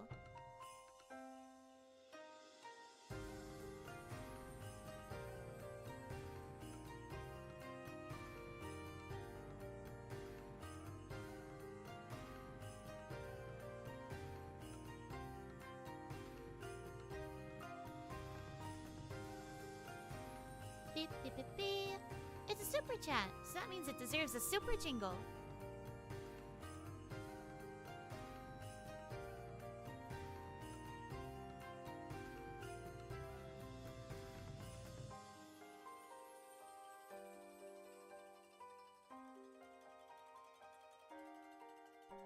I don't need to get a stool. I can reach the sink. I'm taller than the sink. Anyways, I'm back. The disrespect. Thank you for the blue swoopas Beep, beep, beep, while I was beep. gone. It's a super chat, so that means it deserves a super jingle. Are you? Yes. I am. I'm taller. Is the Survival Fund through Super Chat or Streamlabs? Survival Fund is Streamlabs. But once I go indie, I will probably switch to Stream Elements and it'll start counting both. Because I think there are widgets that can do that. Realizing the super jingle sounds like Face from Nick Jr. How could you say that to me? That creature terrifies me. That creature terrifies me. Face from Nick Jr.? Huh? What? No, I can't unhear it. What do you mean? Oh no, I have to change my jingle. I have to change my jingle now. How could you do this to me?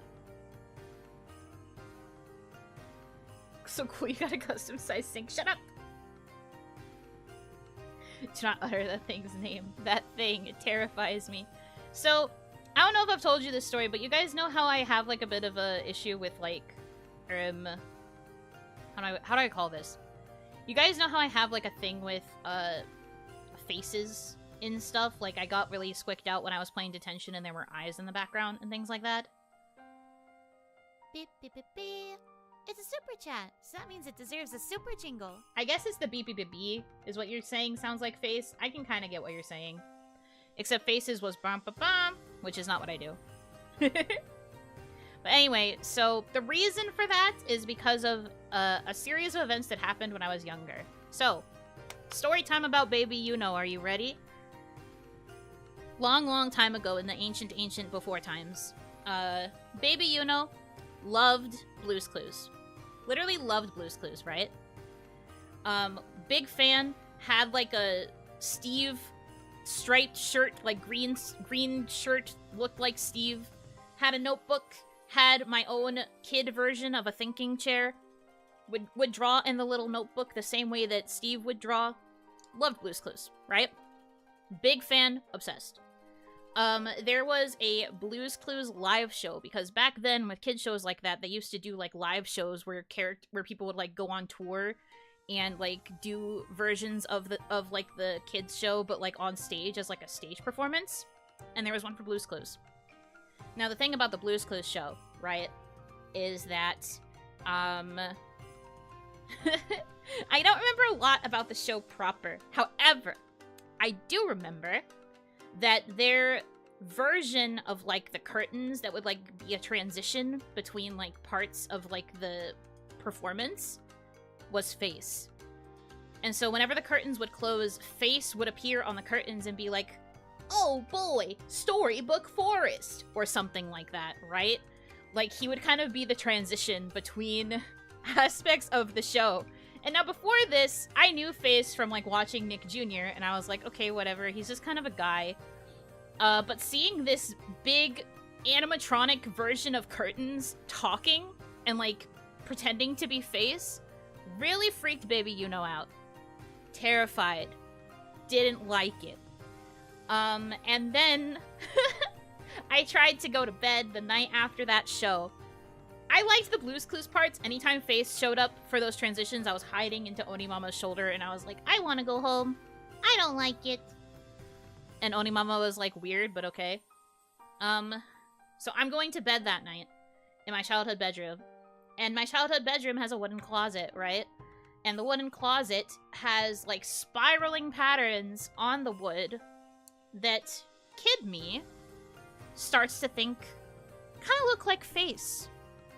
So it's almost like Face followed me home and is now possessing my closet.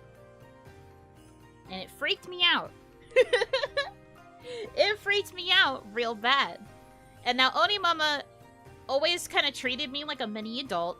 And so when I said I was freaked out by this face that I saw on the closet that I was calling Face, and I tried to tell her this and she was like, "You're a big girl, you can handle it, it's fine." Turned on my nightlight and just kind of like left it at that, right? And I was still scared, but I was like, okay, fine, I'll try to go to sleep. I'll just turn away so I'm not looking at the closet, and maybe Face will leave. But then, when I sleep, I have an interesting dream where I am at the time, I was, like, going to a babysitter during the week, like, during weekdays. Because I was still just a little bit too young, to enter school. So I was, like, staying at a babysitter's house all the time. Anyway, that's all the context you need. I was dreaming that I was in my babysitter's house, and I was sitting in my designated chair, watching Nick Jr., and I was watching, like, one of those, like, face transitions, and then suddenly, Face decides that he's done being on the television, pops out of the screen, and I'm seeing it as, like, the cartoon, like, animated expression of Face hopping out, and I see it inside profile, or kind of, like, diagonal, I guess. Like, I see the face, and I see him looking like how he normally does, but, like, from a weird angle. And then my dream does the thing where it freezes me in place, like I can't move, even though I'm terrified. He turns to look at me, starts hopping towards me. I don't even know what he's saying at this point. I know he's speaking words. I don't know what's being said because I'm so scared. He jumps up, opens his mouth, approaches me. Like, just, like, full zooming, coming towards my face. Like he's gonna consume me. I wake up screaming and crying. And now, ever since then, can't do it when things have faces like that. Gives me just a little bit of discomfort. It's not like a phobia. I don't see faces, like, everywhere in everything, but that is a lot of why I have that discomfort now. It was scary. Freaked little me out. Ever since then, I haven't really been able to watch the, like, I wasn't able to watch the transitions with Face in them. Sorry for triggering. No, it's okay. I was mostly joking. I was exaggerating it for the bit. But that's, like, why Face is kind of, like, scary to me. Isn't Face on Nick Jr. the most generic face compared to, like, an orange with a face? Are you talking about Annoying Orange? I mean, Annoying Orange is more, like, realistic face. I do get what you're saying.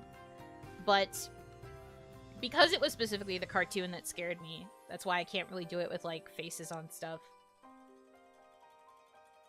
Honestly, I did watch Annoying Orange when I got older, and it didn't scare me that much. It was, like, weird, but it didn't scare me. Maybe because I thought that the humor was too silly. Hey, Apple!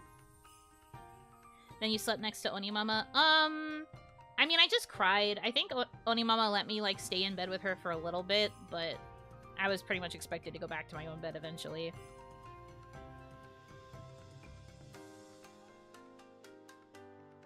I think Yuno is scarier than Face. Thank you. Compliment, I guess? Thanks? I mean, like, objectively, I know that Face himself is not scary.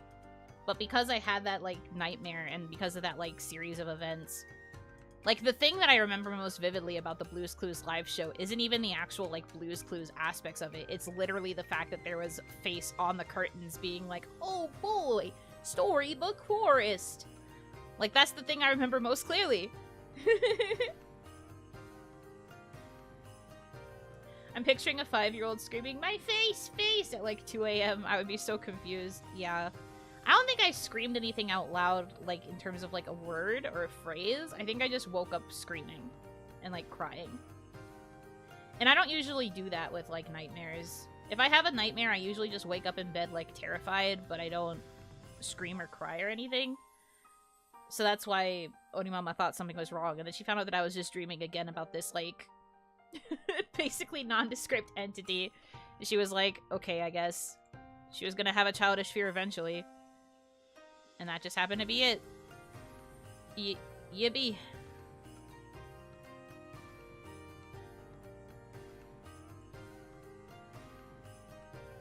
It be like that sometimes, I guess. What is Yuno's worst fear? 2 eyes and a mouth? That is not my worst fear. It's something that makes me uncomfortable. But I have bigger fears.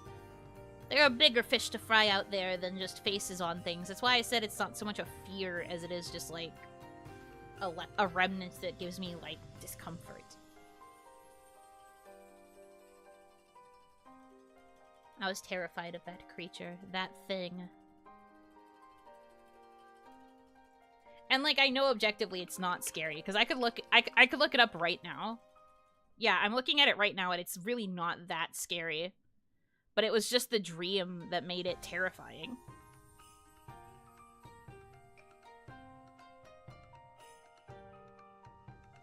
Literally, that's me. I fear no man, but that thing, it scares me.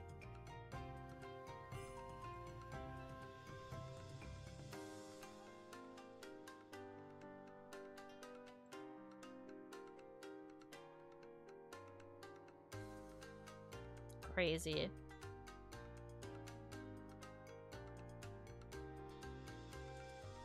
Face was still active in 2022? That's crazy. I was trying to look up images so that I could, like, put it on screen so you guys could try to understand me. But then I saw that it's, like, still been active for a while, and I'm just like, what? That's crazy. Anyway. I think it was the yellow one that I dreamed of. It was either yellow or orange. Let me see if I can find orange.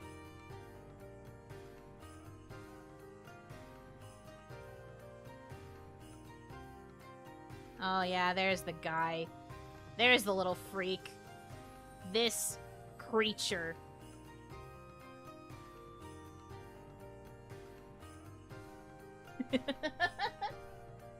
I'd appreciate the image reference. I got you, I got you. Oh, hold on. You probably heard that audio, didn't you? I was trying to get an image, but it looks like this pulled up a video. I don't want the video. Unless you guys think the video would be an even better visual. Still active like a cryptid. Like, they were still using him for stuff in, like, 2022. Is what's crazy. What I'm learning is 5-year-olds have amazing nightmares. I had, like, 2 classics from back then. Yeah. Video? Okay. I'll see if I can find a good one.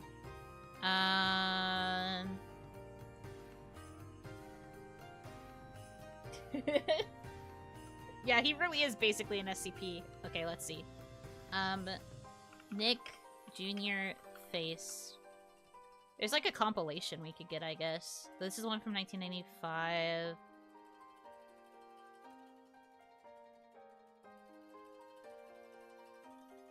Face collection. 2 hours worth? You're crazy if you think I'm gonna sit through all that. Still trying to figure out what you're talking about? It's okay, I got you. I'm gonna show you. You will see. You will understand. 2-hour face stream? No! Never in a million, billion, trillion years will you get me to do that. You're freaking hilarious. I can barely handle, like... Yeah, I don't think I could do it. I don't think I could do it. I would fail. I could not do it.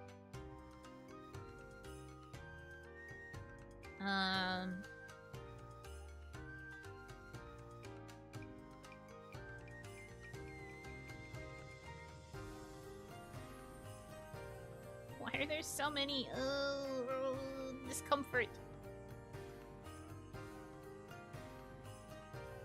Now this one's like basically nothing.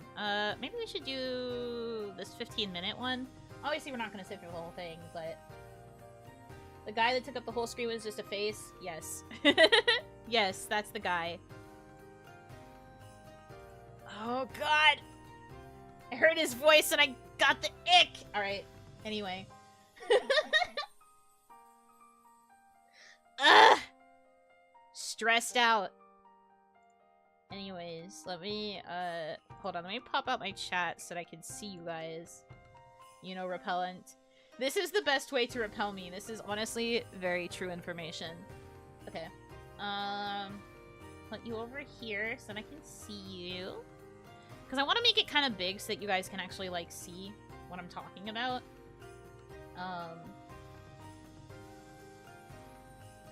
Gotta make sure that this will work, the way that I want. You can see it, right?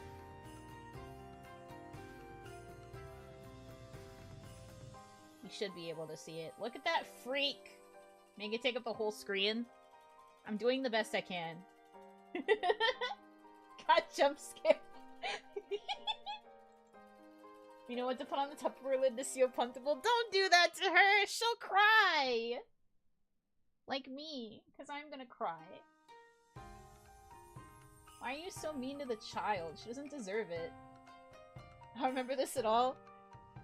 Yeah, so this was like the bumper that they used in between like all of the shows that were on Nick Jr. in like the 90s, early 2000s. And this is just what he looks like. Wait until you hear him talk. Hopefully you guys can hear it okay. I'm gonna mess with the volume on my side a little bit so you can hear him, but hopefully you can hear it okay. But listen to this guy talk. He's terrifying. Face is multicolored. Yeah, that's why I pulled up a compilation, so there's going to be more than just this one. But we're not gonna watch the whole thing. Because this is 15 minutes. We're not gonna sit here and watch 15 minutes of him. I will have a nightmare. But we'll watch like a couple, so you can kind of get a feel for what his vibe is and why he scares me. Alright, let's do it, whatever. Ugh! Hi there, Face here. It's cold. It's so cold, I can see my own breath. No. Stop. It's so cold that I think I'm freezing into a block of ice. Nope. Yada. Coming up next, it's Blue's Clues, right here on Nick Jr. I don't trust you! Yeah, see? Brr, brr, brr. That's what you guys are saying. Sounds like my alert. I don't trust this man! I trust him as far as I can throw him! I hate it! I hate it! I hate it! Ah! Terrifying. Awful. Don't play your alert again. Why do you hate me? Ugh! Okay, hold on. Play my alert again. It's like over here. Can I... Is there a way to like test it on this side? I guess I could just redo one of the other sounds. Okay, I'll just redo the last one. Beep, beep, beep, beep. It's a super chat, so that means it deserves a super jingle. So it's beep beep beep beep versus brr, brr, brr, which is kind of similar, I guess. But still offensive. How could you say that to me? They are a bit similar. A little bit, but I was trying to do like a da-da-da, you got treasure versus like copying this. I couldn't tell the difference. You're so mean. I'm changing my alert now. Frick you. There's no more super jingle. I'm changing it. I'm changing it. Frick you. Anyway, where's my OniMon BGM? Come back. Getting this guy off my screen. Hatred.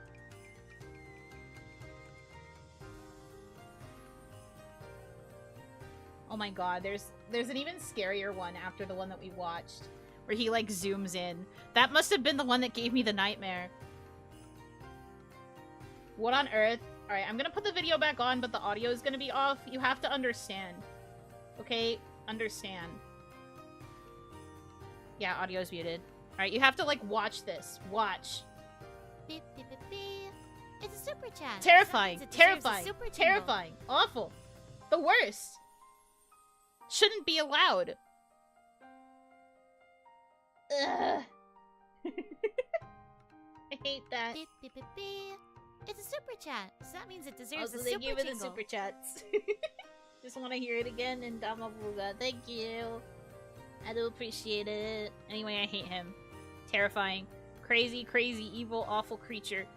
He makes so many faces. Oh, there was also like a bit where he like dressed up like a superhero. I'm sorry I'm still stuck on this, but look at him! Freak! Freak! Why does he have to look like that?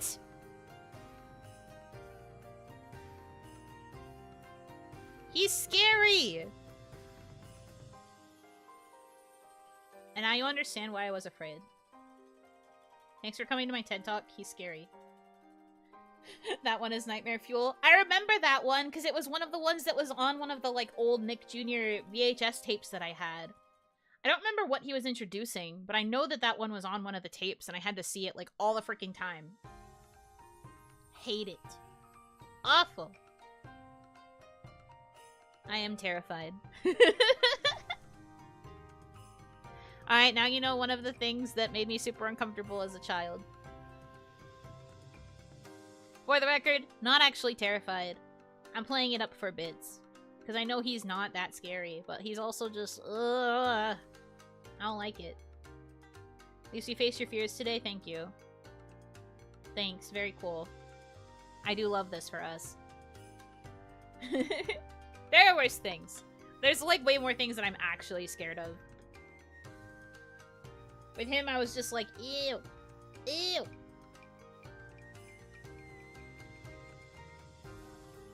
But I'm fine. Must have blocked that out of my memories because he's terrifying. You block him out because you don't want to remember. I'm correct. Objectively. Anyway, there's my silly little fear. Face your fears, heh.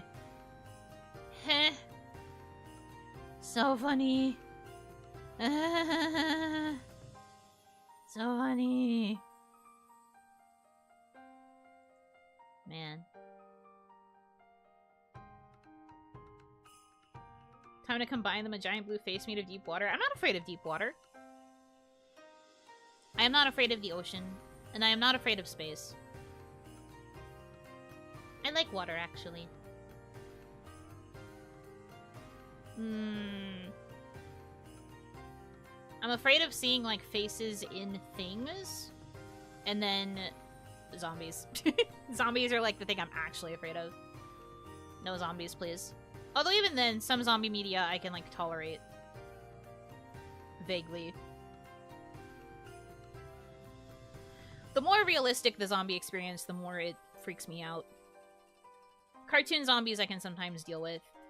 You did tolerate wreck. That's because they were kind of like it had moments of gore that was like kind of intense for me. But I think overall it was just kind of like not that gory. And it didn't really strike me as like zombies, I guess. I had like a different view in my mind of what makes a zombie. But you are right, I did tolerate wreck. My thing is loud alarm noises like the TV warning ones. You know what? That's fair. Loud noises are very scary. Because it's like more startling, you know? It's more likely to trigger the fight or flight because it's unexpected. I get you. Rotten flesh equals zombie for you? More like gore, I guess? Like zombies that have like exposed parts of like flesh or skin or guts. Not to be gross.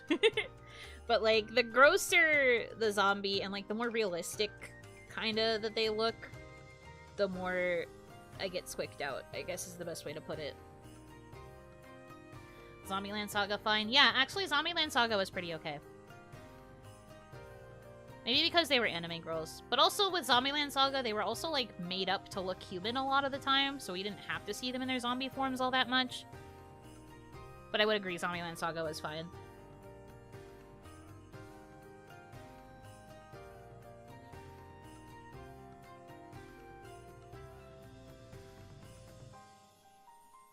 But I'm not really good with like a lot of gore, and for me, like the scariest zombie media is like the stuff that has a lot of gore. Because it just tends to be really gory. I don't know why. Never finished Zombieland Saga. It was pretty good though. Same. I also never finished it. But I heard really good things about it. I think I stopped on episode like 4 or 5. Not for any particular reason. I just ran out of time to keep watching it.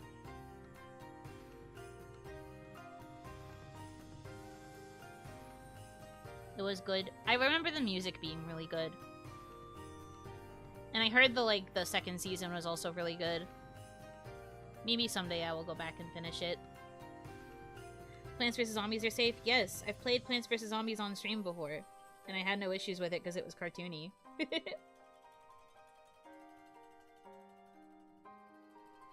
Feel that not enough time in the day to cover watching everything?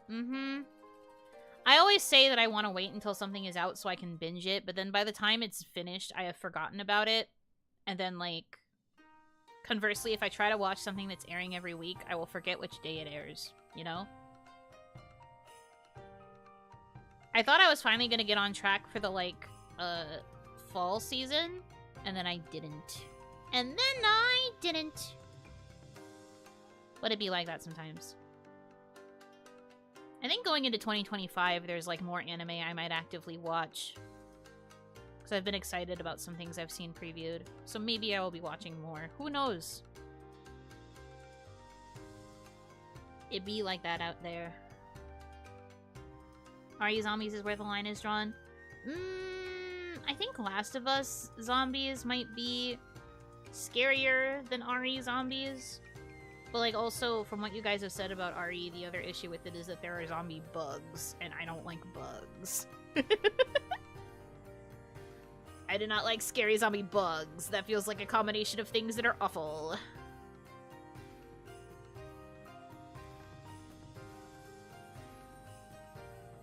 But no, keeping up with anime is hard. I don't know how I did it when I was still in school, where I would, like, also watch a bunch of anime while doing all my school assignments. I was crazy. Last of Us Zombies might be worse. Yeah, I think they're pretty bad. I think they're pretty dang bad. And they're still, like, video game zombies, but it was, like, really realistic looking and kind of just, ugh. Ugh. Bad. Didn't like it. Clickers are terrifying. Strong agree. Strong agree. Don't like them. Very ick. Takes effort and a bit of interest. I binge watched the current episode of Dandadan last night. Well, a lot of people were really hyped for Dandadan, so I'm not surprised that people are able to, like, make time to watch that one. That's, like, the top hyped show of the season right now, I think. But I found out that they had an episode that, like, basically focuses on a child being in distress, and I can't do that kind of thing, so I probably won't watch it. It was all over my TL, and the minute I saw that there was, like, a moment where, like, a child is actually, like, in distress, I could not do it. I was like, welp. That bad, huh? If I can avoid it, I do. Really good episode, hits like a truck. No, I know all about how the episode plot goes because it was, again, all over my TL. But that doesn't mean I can sit there seeing the child go through distress. The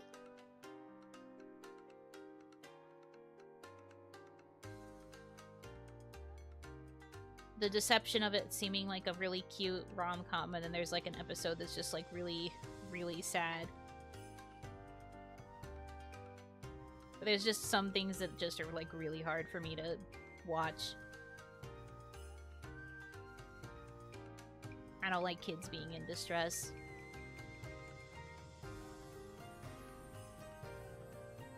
I don't like it. So that would be, like, a big ick for me. I don't know if it's, like, a weird maternal instinct or what. But I get very protective of kids, I guess is the best way to explain it. So when I see them distressed in some way, especially if they like cry and scream or whatever, hate it. It's also one of my least favorite tropes in, like, horror media, when, like, kids will be in danger. Awful. Oh, my Chrome just died. Yippee! Hold on. It pulled the whole out of memory thing, which is weird, because I don't have anything else open. I love the internet. Anyway, we're okay now. Anyways. This was only for, like, a second. YouTube, right? Yep. It was the tab that I have my stream view, my YouTube studio stream view thing. Because I have to have it open for when I end stream so I can get my stats and stuff. Don't know why, but the tab just randomly was like, oops, I'm out of memory.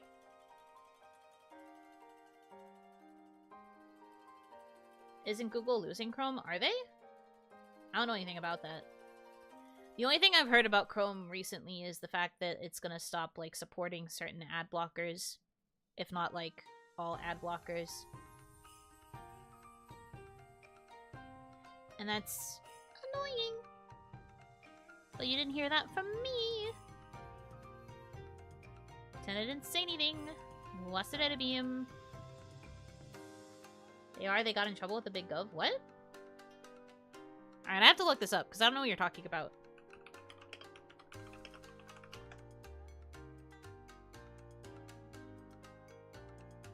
Google may be forced to sell its Chrome browser due to antitrust complaints.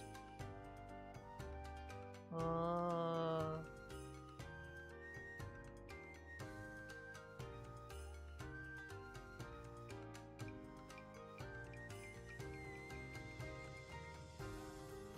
Anti-monopoly thing. Yeah. That's what it says.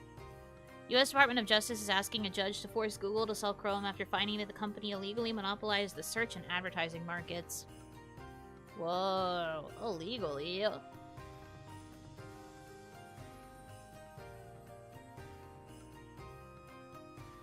That's kind of crazy.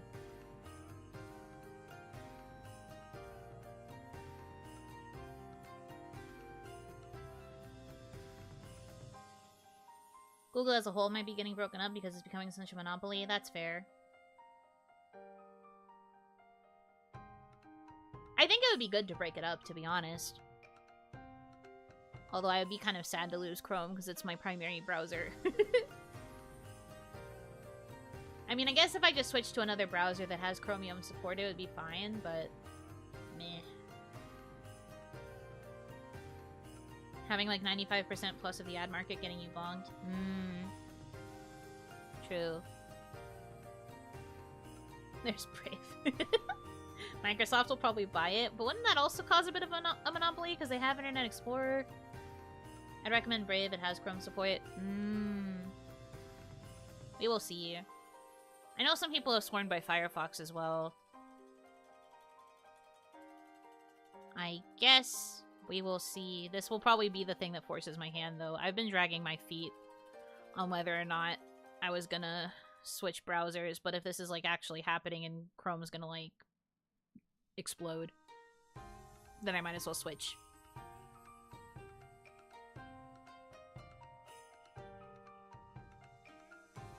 Switch to Brave too is nice. You can easily migrate from Chrome. So I've heard. Maybe I will try Brave. Modded the hell out of my Firefox browser.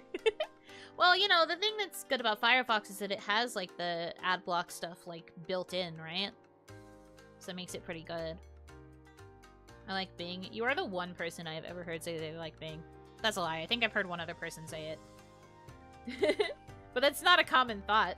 Interesting. Depends on who buys and if the final judgment actually splits it off. Also true. So I have a little bit of time to think about it, I guess, but it's fascinating. I'll have to read more about that after your stream. Use all browsers but like Edge the most? Really? You like Edge?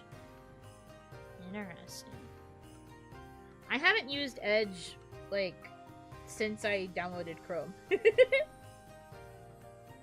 Someone else was like, I like Edge, it's good for downloading other websites. That's me, basically. Mine lags a bit for some reason, but Internet Explorer is still very solid.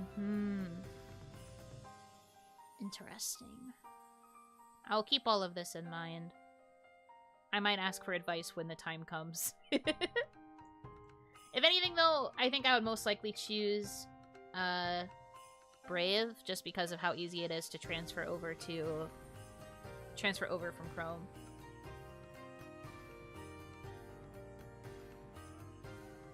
Have to use Edge at work? Yeah, that's the thing. Some workplaces will actually, like, require you to use the browsers that suck. I'm glad none of you said Safari. I think if somebody said Safari, I would have to be like, who hurt you? The only time I use Safari is when I am forced to, on my phone. Yeah, I use it on my phone too. But you cannot say that it is your favorite browser. It is not good. But yeah, I'm thinking Brave. or Firefox. I think one of my friends switched to Firefox and said that they really liked it, but I don't know. We'll have to see.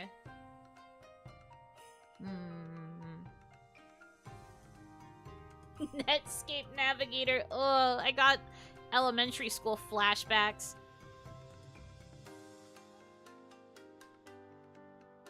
Firefox also has an easy import of everything from Chrome. Oh, okay. So it's not just Brave. America Online much? Oh man, I do remember America Online also. I was one of those AIM users.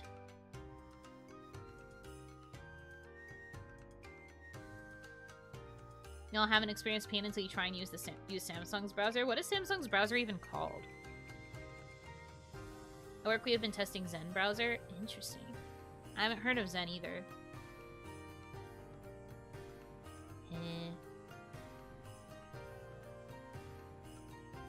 I remember AIM. I remember. I have an AOL email still? Like, you still actively use it? That's crazy.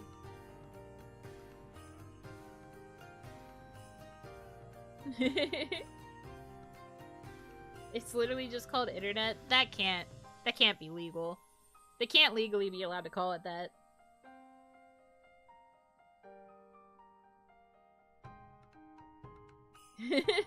The pain I experienced when you said Netscape Navigator gives you elementary school pain. Yeah.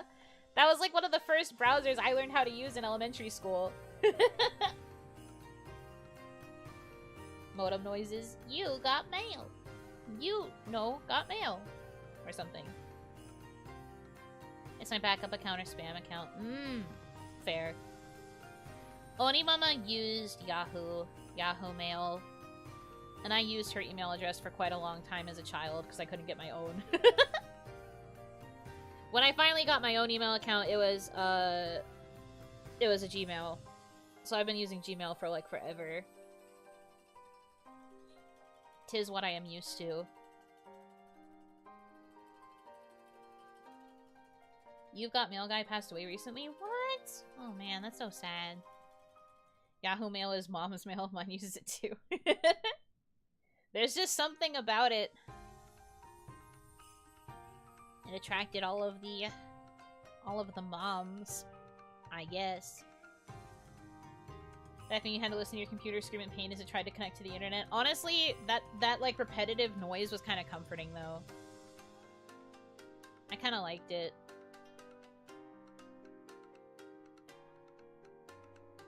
And then whenever AIM would start up, I liked the AIM startup stuff.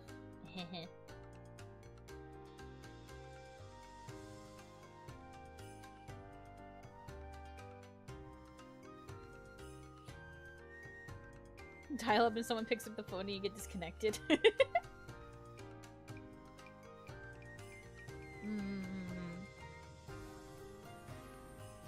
Understandable. Yuno's first ASMR experience. I wouldn't say it gave me tingles, but it was a very, like, comforting, repetitive noise. If we're talking about, like, things that give me ASMR, PlayStation 2 opening noise. Peak.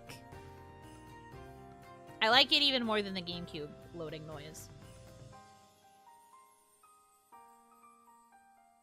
The GameCube loading noise is fun. And it does give a little serotonin boost, but like PlayStation 2 turned on sound? Yes. Mwah. Peak. Top tier.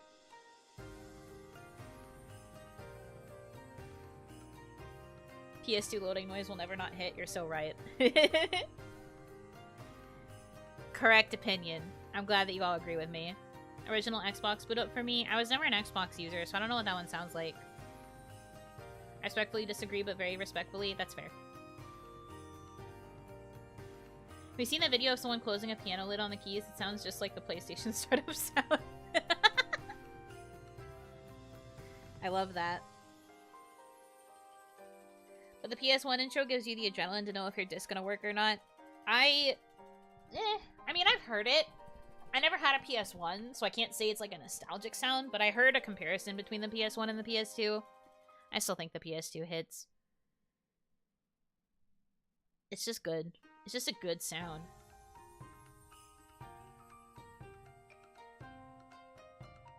There's nothing else I can say. It's just a good sound.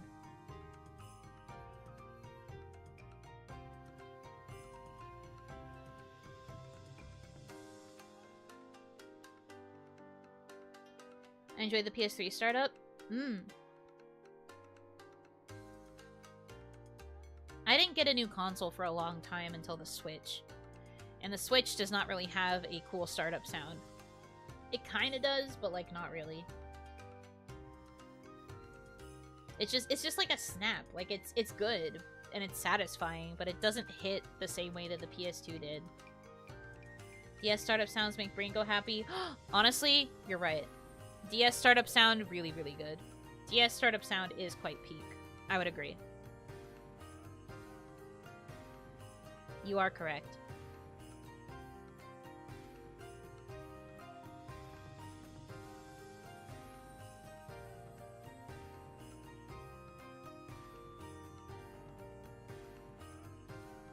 This is making me want to pick up my DS again. I found it like forever ago and it was with all of my Game Boy Advance games. But I want to pick up my DS again. That and the Game Boy Advance. That's also a good sound. Ring! The like high-pitched ring is like really good.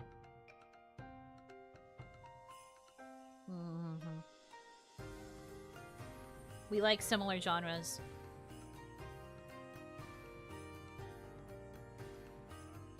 I found my DS in 22, but none of my games. No! I was very lucky.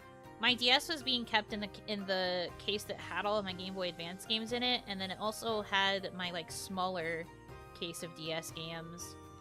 There are a lot of DS games that I think are still missing, but I at least had a small case of a lot of the games that I played the most, many of which were Pokemon. It was like Pokemon, I think there was a Kirby game. There might have been like one other game that was in there.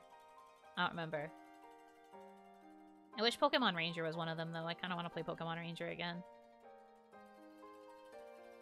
I miss Pokemon Ranger. But I don't miss, the boss that I hate. That made me restart the game so many times. I made my niece a PC and it has a boot up sound of Kirby saying hi. I soon regretted it. No, that's so cute, though. Hi! I would love that. Was it Muck? How did you know? How did you know? Oh, I hate that man. Ugh. Muck hatred. How did you know? But also, I think that's a quintessential experience. Now I need your hi as a notif noise. Okay. If I can figure out a way to...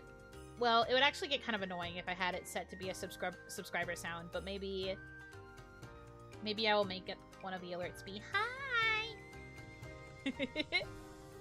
Serotonin time. He is just a slime guy.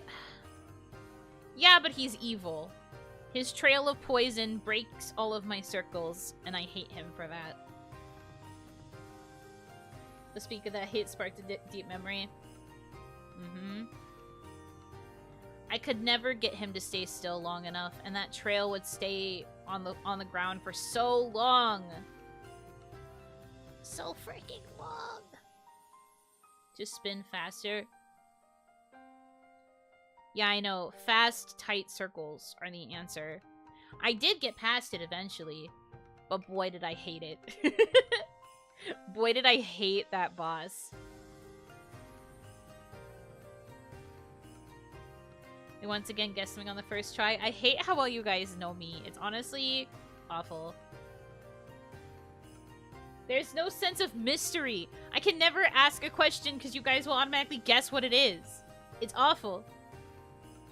You know me too well. Why am I so predictable? Holds my head. My sense of mystery. Totally. Stop. You only knew that one because I'd said it before. That doesn't count. Isn't it a good thing that we know our Oshi? I suppose. For a reader, you're an open book. I mean, I do appreciate that people, like, understand me. It feels like it's easier to be myself because of it, but, like, man, my air of mystery. How are people supposed to think that I am cool and worth subscribing to if my chat can just instantly say every answer?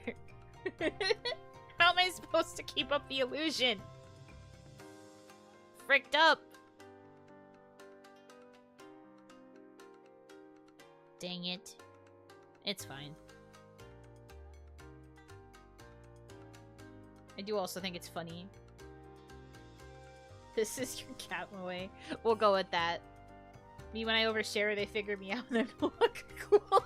Are you saying what I do is overshare? If so, you're right. If so, yeah. That is basically what streaming is. It eventually just becomes oversharing. Especially if you are like me and you're a Zatsudan first streamer. We do eventually just reach a point where I overshare. And you learn too much about me. You're just a slower Shuni. I guess.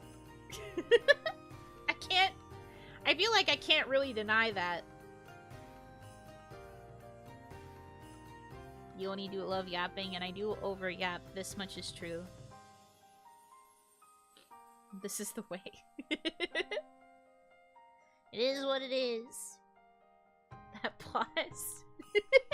I didn't like being called slow for a second. I was just like, damn it. I am slow. I really do hate it here sometimes. It'd be like that. Anyway. This is the Yuno Hanaki experience. Anyway. I guess to round out the topic a little bit, production kawaii has meant a lot to me, and I know it has meant a lot to all of you in the years that it has been around.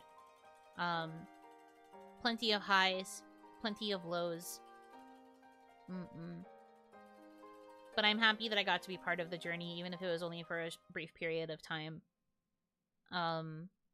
And obviously we all could wish that the journey would continue, but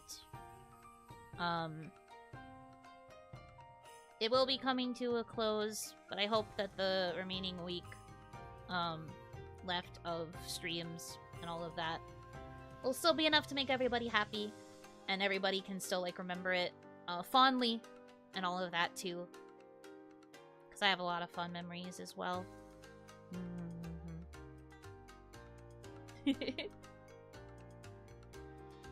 I know I say I hate it here. There's a reason why I'm transitioning to this kind of topic. I know I say that I hate it here, but I never once have actually hated it. Kawaii has been still the best thing that has happened to me in quite a long time, and I am sad to be losing it on top of all the other things I've lost this year. It's kind of hard, but we move on, we grow, we move forward. It will be okay. And I appreciate everyone that has been here, whether you've been here from the very beginning of Kawaii, from the very beginning of Hanamizuki, from, like, as soon as 2 hours, 38 minutes, and 42 seconds ago. That's fine, because you're still considered a fan of production Kawaii. You're still a Kawaiian, I guess. As you were dubbed by Sora on the production Kawaii Twitter. So, like, it doesn't really matter how long you've been a fan, but as long as you have been a fan of somebody in some capacity, then you deserve to treasure your memories with Kawaii, however brief or however few.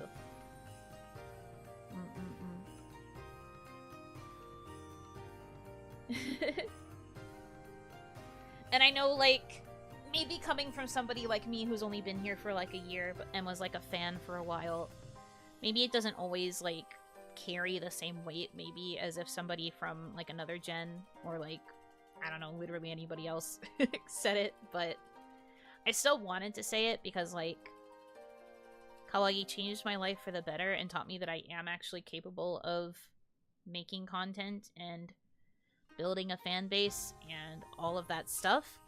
And I cannot understate how much that means to me as somebody who dreamed of it and wasn't sure I could really do it.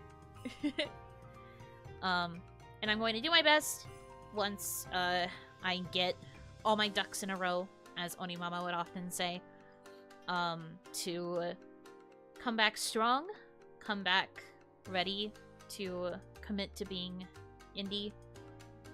And yeah, I mean, I'm gonna do my best. I really love kawaii, and I'm going to miss it a lot. And I know everything's gonna look different in the future, but it'll hopefully be a good different. I'm going to try to stay relatively positive. I've said it before, but while we can't really go into this expecting it to be fully happy, we'll at least be able to send kawaii off with a smile, hopefully. That's like the most that I could hope for. Sorry, I'm rambling. I could have like written something more profound, I guess, but I didn't do that. Maybe I'll do something more profound on Friday. Oh my god, my Chrome did it again! Chrome! I'm talking! Chrome hate. Anyways. But no, I love kawaii. I love all the girls. I love management. I loved being in an agency. And we'll see how I feel about indie life. Be happy that it existed instead of never happening. This is so true. I, for one, am gonna be very happy that kawaii was, like, present in the VTuber sphere. The impact that it had on VTubing as a whole, not just on, like, individuals, but, like, you know, the grand scheme. Kawaii did a lot and deserves to be proud for, like, how long they managed to last.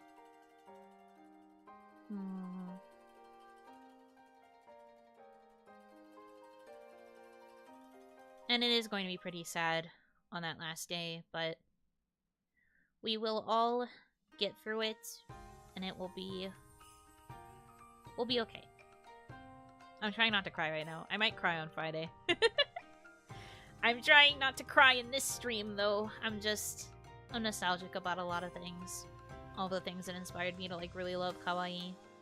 And to want to become part of its journey in some small way. It's hard. It's hard. But I guess I'll save the crying for the actual last day.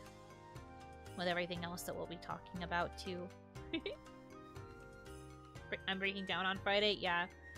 Yeah, Friday is gonna be a hard day, I think. But it'll be a needed day, I guess is the best way to put it. Sometimes you have to experience that, like, pain, that, like, emotional release, so that it's easier to move forward with, like, lighter shoulders. A slightly lightened burden. And there are still some good things that'll be happening on Friday. We will have the crying chamber. And then we will be able to move on to, like, the fun things. Poetic that it's right after Thanksgiving. I still think it's so surreal. Like, October and November's overall timing with, like, all of the bad stuff happening alongside all the good stuff is just such a mixed bag. It's really weird. Like, Thanksgiving and then almost immediately and then, like, the day after is end of kawaii is just like, man, that's very, very strange. Can I refund this year, please? Honestly, Sam, if you can figure out where to process the refund, let me know. I need to do that too. Holy moly. Right before Christmas. To think I was gonna go on a trip the first week of December. Funny. Real funny. I can't go anymore. But it is okay. There will be other times for other trips. It is fun. I have other important things to do. That, like, that weird, like, numb feeling is kind of settling in again. And part of me still wants to cry, like, I feel it in my eyes, but, like, I'm not doing it. Emotions are weird. Emotions are really, really weird. Whew. Anyways. Him. So for the rest of the week, there's only a couple more streams for me, at least, because I'm letting everyone else kind of have their spotlights, on Friday and Saturday, respectively. I'm gonna be taking a little bit of time off. But tomorrow and Wednesday, I'm not streaming. Gonna just kind of be, like, taking some time handling, like, last-minute transferring of stuff and making sure all my passwords are, like, moved and stored and all of that craziness. Thursday will be a post-Thanksgiving sort of stream. It'll be like Thanksgiving vibes, kind of. I'll eat leftovers. We'll talk about Thanksgiving-oriented things. Maybe watch Charlie Brown Thanksgiving. We'll see what happens. The peanuts are in the thumbnail just in case, but we'll see what happens. Could be any number of things. Friday, of course, is the last stream with me being a member of Production Kawaii. And then I will be formally going on a break. It'll be kind of short. I'm expecting to not be gone, like, the whole week, but there's a chance it'll be the whole week. But, we will see. I'm gonna be, like, taking care of a lot of stuff. But you should come to the Friday stream if you can. I know it's a kind of a weird time compared to my normal. Because I'll be at least showing, like, one kind of fun thing, maybe, for the coming times. Best way to put it? So you should try to check out the Friday stream. If you can't watch it live, at least watch the VOD. And I'll try to be quick about showing the cool thing that I want to show. So that way, for people that it is kind of a tough time, you'll be able to see it right away. Friday stream is early afternoon. It is 3 p.m. It says so on the waiting room. All the waiting rooms are up. By all, I mean the other two. The waiting rooms are up. Thursday is our normal time. Our current normal time. And then Friday is afternoon. I did afternoon because most everyone's streams are going to be in the evening. Pretty much everybody wanted to stream in the evening for prime time. And, I didn't want to get in the way. So I chose an afternoon slot. I don't know how long the stream will be. I kind of would like to make it a little bit longer. So maybe... I'm thinking the longest it'll be, though, is I want to try and raid into Nami's outfit reveal. So maybe it'll go for, like, 4-ish hours. Give or take. Friday's stream, for the record. We'll see, though. No full promises. Might be a bit shorter. We'll see. But ideally, I'd like to be able to raid Nami, so... yeah. We will see. Okay. I'm going to go ahead and call this stream here, though. But thank you guys so much for watching. I hope we were able to kind of talk about kawaii and then, of course, go on tangents as we often do. I hope this is still fun. Ugh, my voice wavered there. Ew! Stop showing emotions. Gross. I have to save the emotions for Friday. But yeah.